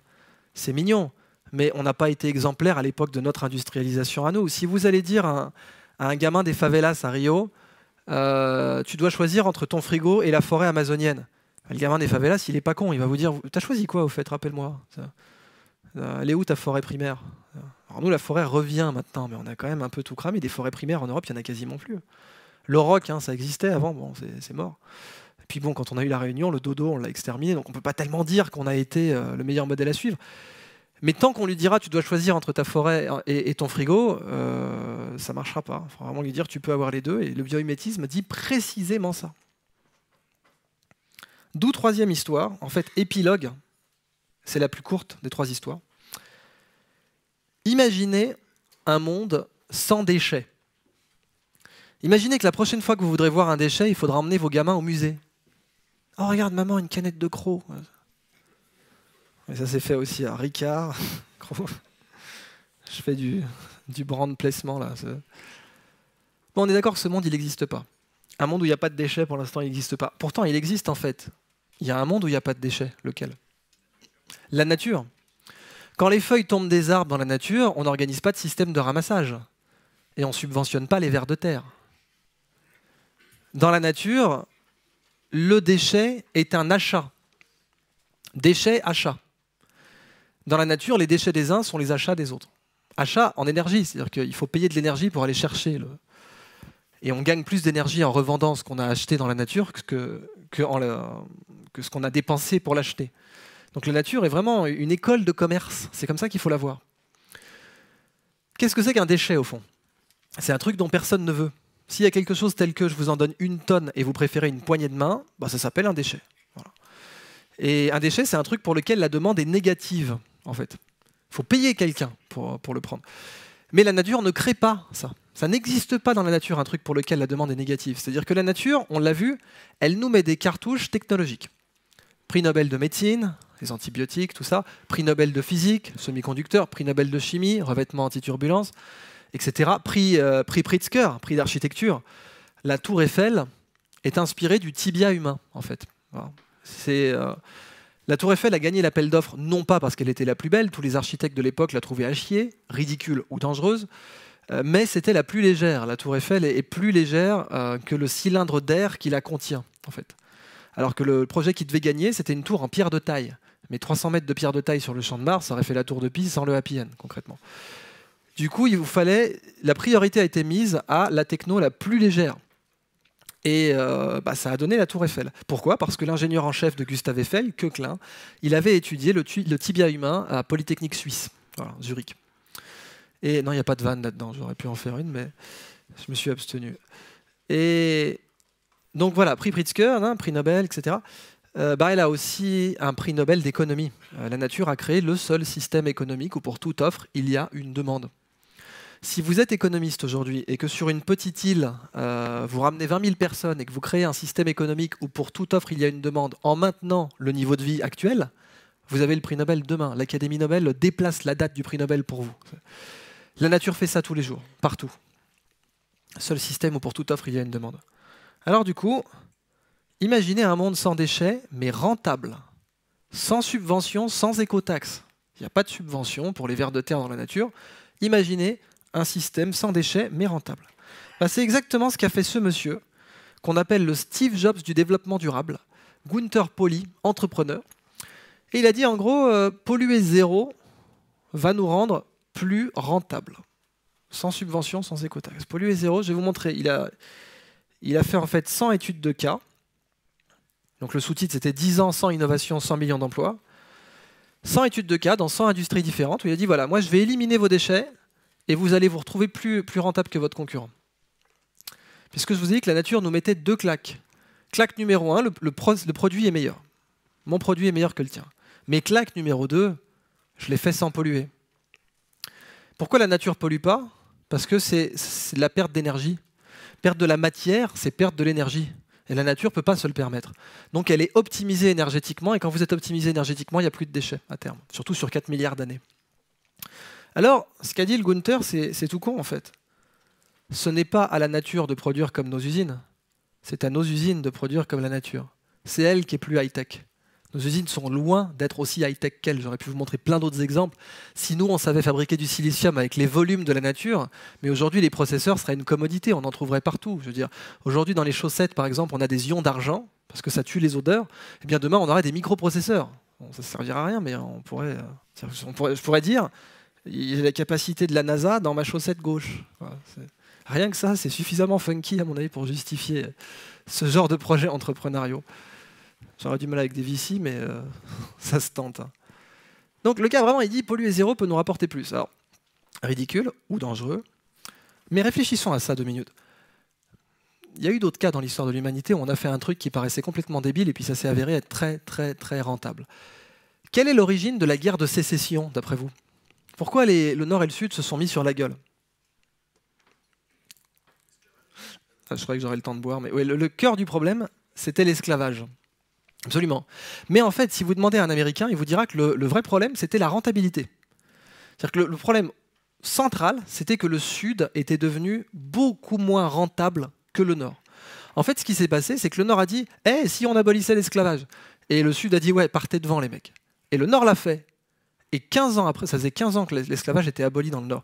15 ans plus tard, les exports du Sud étaient juste plus compétitifs. C'était fini. En 15 ans, le Nord avait tellement explosé en rentabilité qu'il n'y avait plus aucun débouché pour les exports du Sud. Zéro.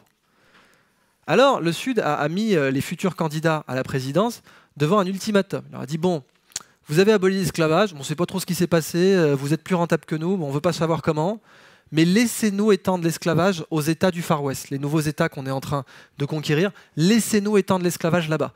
Et Lincoln a dit, mais pourquoi voulez-vous que je fasse ça? C'est complètement débile. Moi, je suis plus rentable que vous en abolissant l'esclavage. Pourquoi voulez-vous que j'étende l'esclavage, votre modèle de merde qui ne marche pas? Pourquoi voulez-vous que je vous laisse l'étendre aux États occidentaux?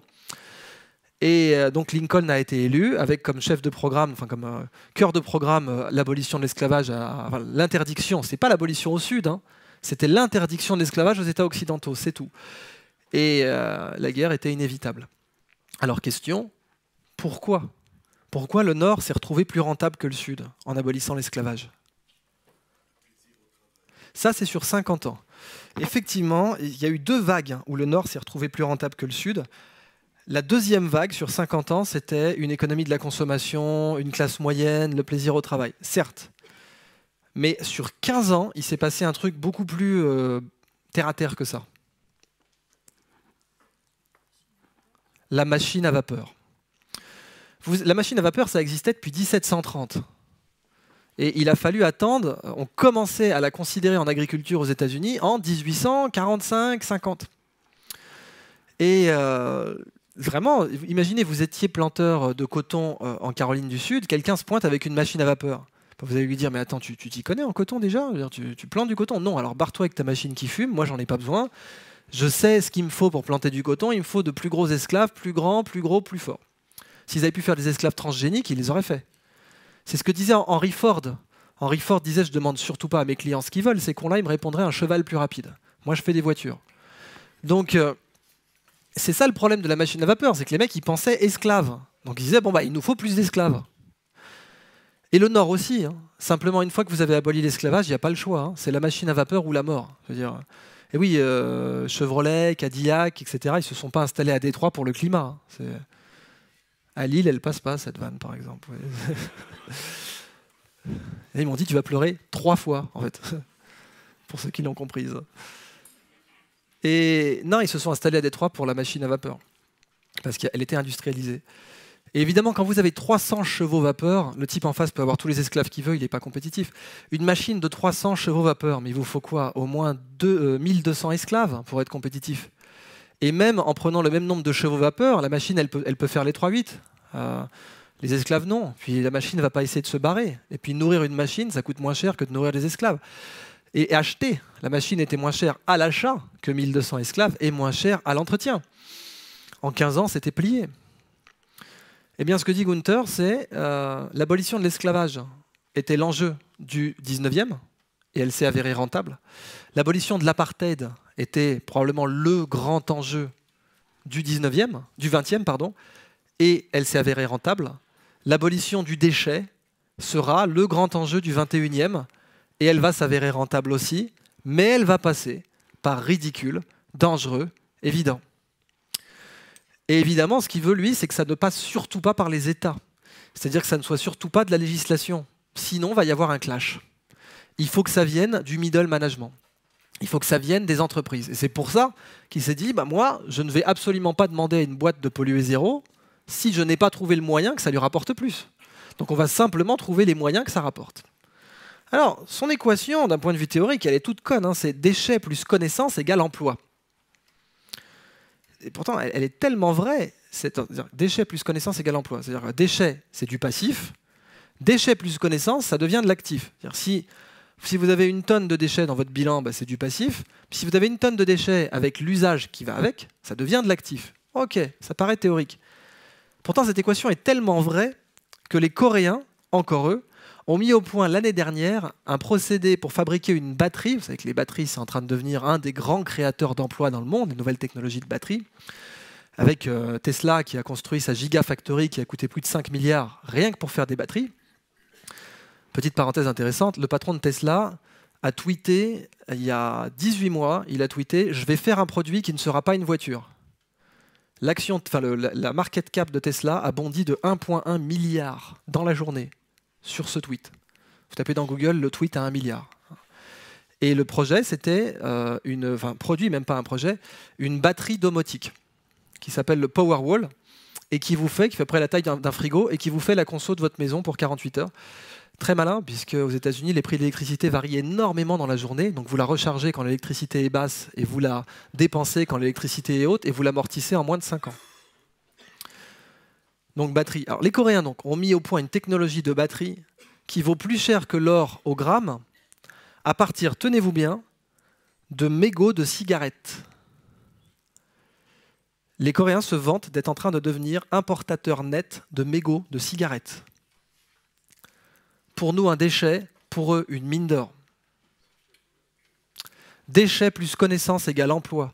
Un pays qui produit beaucoup de déchets, s'il produit beaucoup de connaissances, c'est plus un problème. Ça paraît complètement bizarre et contre-intuitif, mais c'est la réalité. La nature produisait beaucoup de déchets, simplement elle produit l'usage immédiatement derrière le déchet. Alors voyons, par exemple, ça c'est une pompe Adidas fabriquée avec un déchet. Lequel à votre avis ?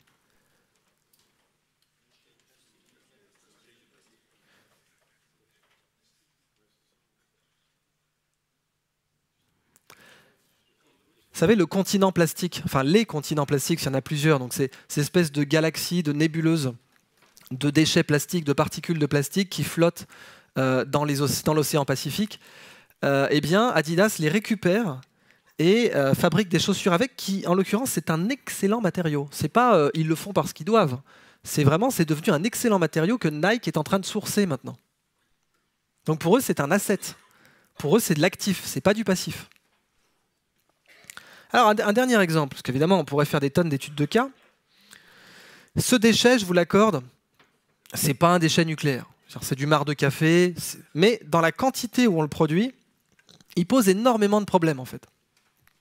Quand on boit un expresso, on consomme 0,2% de la biomasse mobilisée. C'est-à-dire que quand on prend toute la biomasse mobilisée en amont par la chaîne, on consomme, nous, 0,2%. C'est-à-dire que c'est comme si vous aviez un business model qui consistait à tailler une allumette dans une batte de baseball. C'est le même écart. Donc c'est débile, on est d'accord. Mais c'est d'autant plus débile que c'est même pas censé être un déchet, ce truc. Je veux dire, il y a tellement d'applications que ça ne devrait pas être un déchet. D'ailleurs, il y a quelqu'un qui disait « Le savant sait résoudre un problème que le sage n'aurait jamais eu. Le sage n'aurait jamais eu ça comme déchet. » Mais aujourd'hui, à chaque heure sur Terre, plus de 95% de la production mondiale de biomasse liée au café est laissée à pourrir. Voilà, elle pourrit. Bon. Elle n'est même pas brûlée, ça ferait d'excellentes briques pour brûler dans les centrales. Ça brûle beaucoup plus longtemps que le bois, on pourrait faire des tas de trucs avec. Mais bon, pour l'instant, elle est laissée à pourrir et donc elle dégage du méthane, qui n'est même pas un déchet en soi. Je veux dire, on paye au compteur pour le méthane, mais dans l'atmosphère, c'est un déchet. Et comme l'industrie du café et l'industrie du gaz ne dialoguent pas des masses, eh bien, pour l'instant, ça part dans l'atmosphère. Parce que nous, on produit en silo. Mais la nature, non. La nature ne produit pas en silo. Dans la nature, tout communique. Quand vous surpêchez le saumon dans le Pacifique, ça fait des pluies acides au Canada. Parce que le saumon, il remonte les rivières canadiennes pour aller frayer, il meurt, il enrichit le sol en phosphate, ce qui développe la biomasse de la forêt. Et plus la biomasse de la forêt est grande, moins il y a de pluie acide. Donc, quand on surpêche le saumon, pluie acide au Canada. Et un autre cas, dont je ne vous donnerai pas la réponse, mais ce sera pour les questions, si vous voulez le noter, quand on a réintroduit les loups à Yellowstone, on a détourné les rivières de 30 km. C'est-à-dire qu'on réintroduit les loups dans le parc de Yellowstone, et 15 ans plus tard, il y a des rivières qui ont changé de cours de 30 km. Donc là, l'énigme, ça sera pourquoi. Et donc l'idée, c'est vraiment que dans la nature, tout communique. Alors, bon, dans le café, on cherchait un débouché qui permet d'absorber la production mondiale. Parce qu'on peut faire du compost avec, mais seulement pour les plantes vertes, pas pour les carottes, etc. Parce que c'est acide, donc les plantes d'appartement aiment bien, mais les plantes vivrières, en général, non. Alors, on cherchait des applications, et par exemple, quelqu'un s'était dit, c'est de la cellulose, peut-être qu'après tout, on pourrait nourrir du bétail avec. Puisqu'après tout, dans une interprétation simpliste, peut-être que si on nourrit une vache avec du marc de café, on aura du café au lait direct au pied de la vache. Mais ça ne marche pas comme ça. Et du coup, on ne peut pas nourrir du bétail avec. Je veux dire, si vous nourrissez la noiraude avec du marc de café, elle va calancher direct, parce que la caféine, c'est plutôt mauvais. Alors, on cherchait donc, jusqu'à ce qu'on trouve qu'en fait, le marc de café, c'est le meilleur champi-compost connu sur Terre. Pas pour tous les champignons, genre coulmel, non, etc. Mais pour champignons de Paris, shiitake, maïetake, ganoderma ou pleurote, c'est le meilleur compost connu.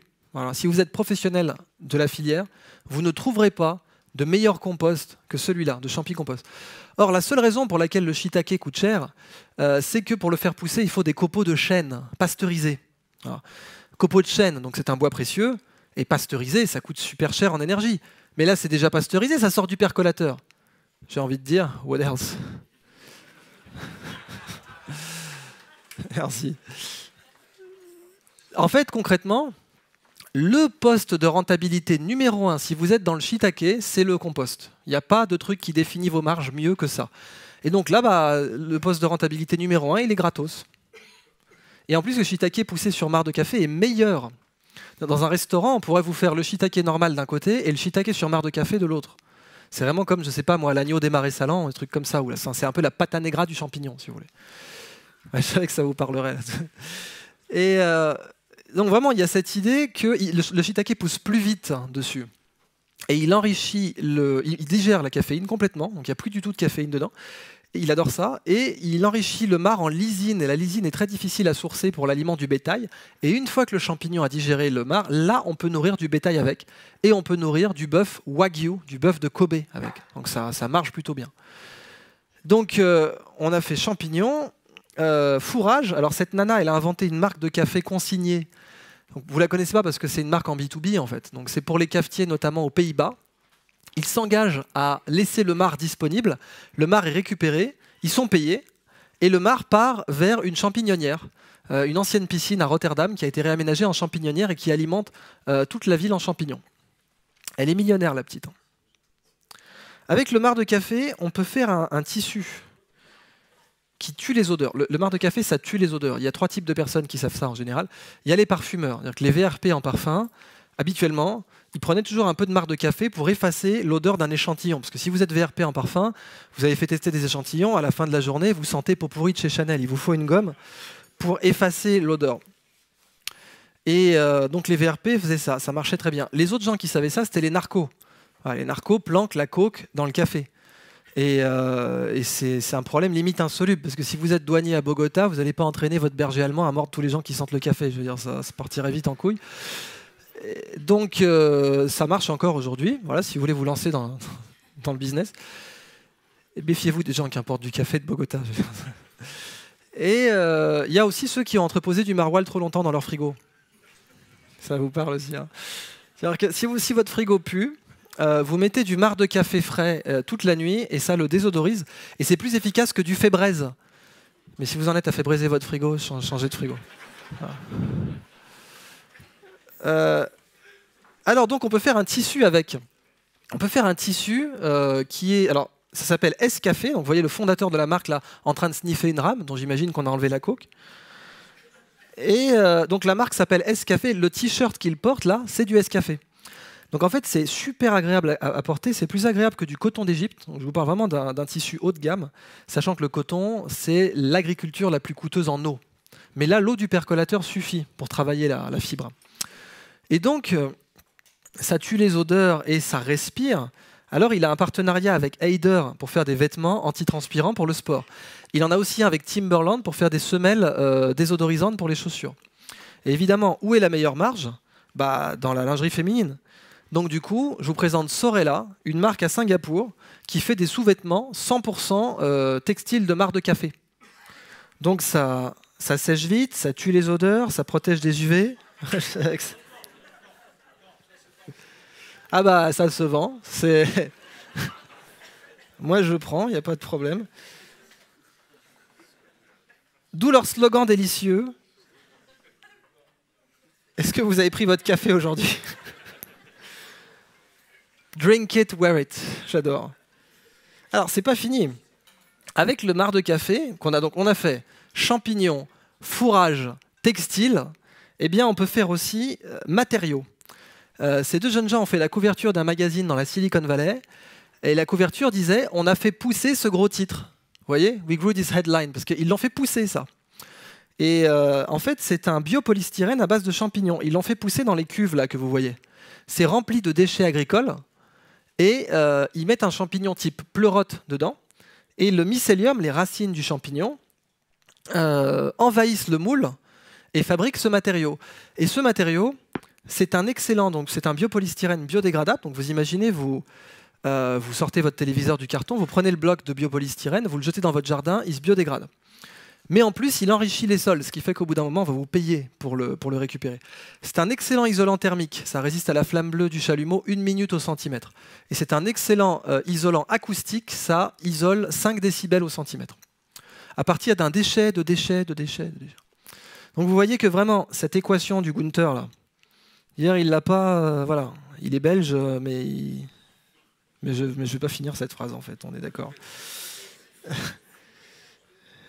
Et il va de soi que je l'ai vraiment faite à Bruxelles, là-bas. Ouais, j'ai terminé. Déchets plus connaissance égale emploi. Alors, en conclusion, ça, c'est la nature. C'est la nature par Mucha, ou Mucha, enfin, le grand maître de l'art nouveau. C'est un peu la Joconde de Mucha. Donc, quoi de mieux qu'une Joconde pour terminer une présentation sur la seconde Renaissance? Merci. Vous en voulez un peu, non? Et ok, c'est la Joconde de Mucha. Qu'est-ce qu'on peut dire de la nature d'après cette sculpture? Cherchez pas trop loin. Elle est bien gaulée quand même. Bon. Ok, la nature est belle. La valeur économique de la beauté de la nature en immobilier, c'est une évidence. On n'est pas dans ridicule, on est dans évident. Un appartement avec vue sur parc a plus de valeur qu'un appartement avec vue sur parking. On est d'accord?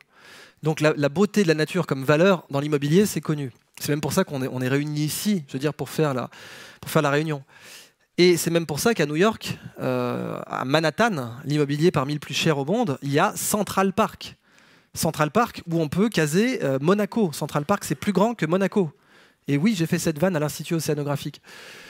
Mais ça valait le coup de faire Central Park au cœur de Manhattan.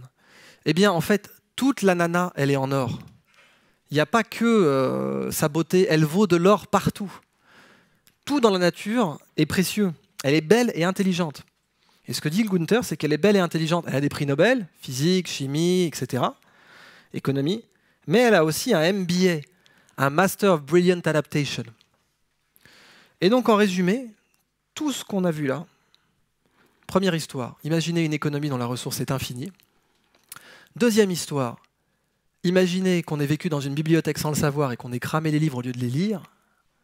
La nature est une bibliothèque si on l'exploite comme une source immatérielle, on ne la détruit plus. Troisième histoire, imaginez un monde sans déchets mais rentable.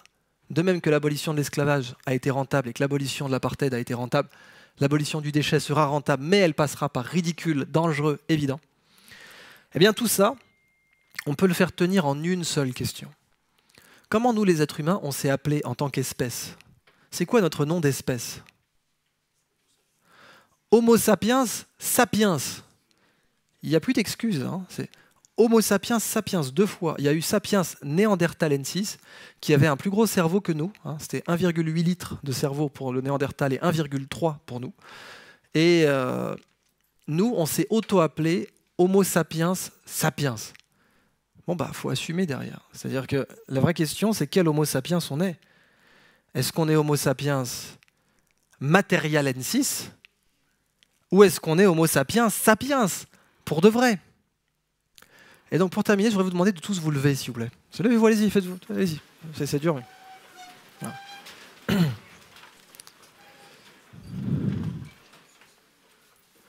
Bon, ça va, vous êtes tous levés? Ben là, vous tous levez, vous savez ce que c'est? C'est la façon la plus fourbe d'avoir une stand-up ovation. Merci.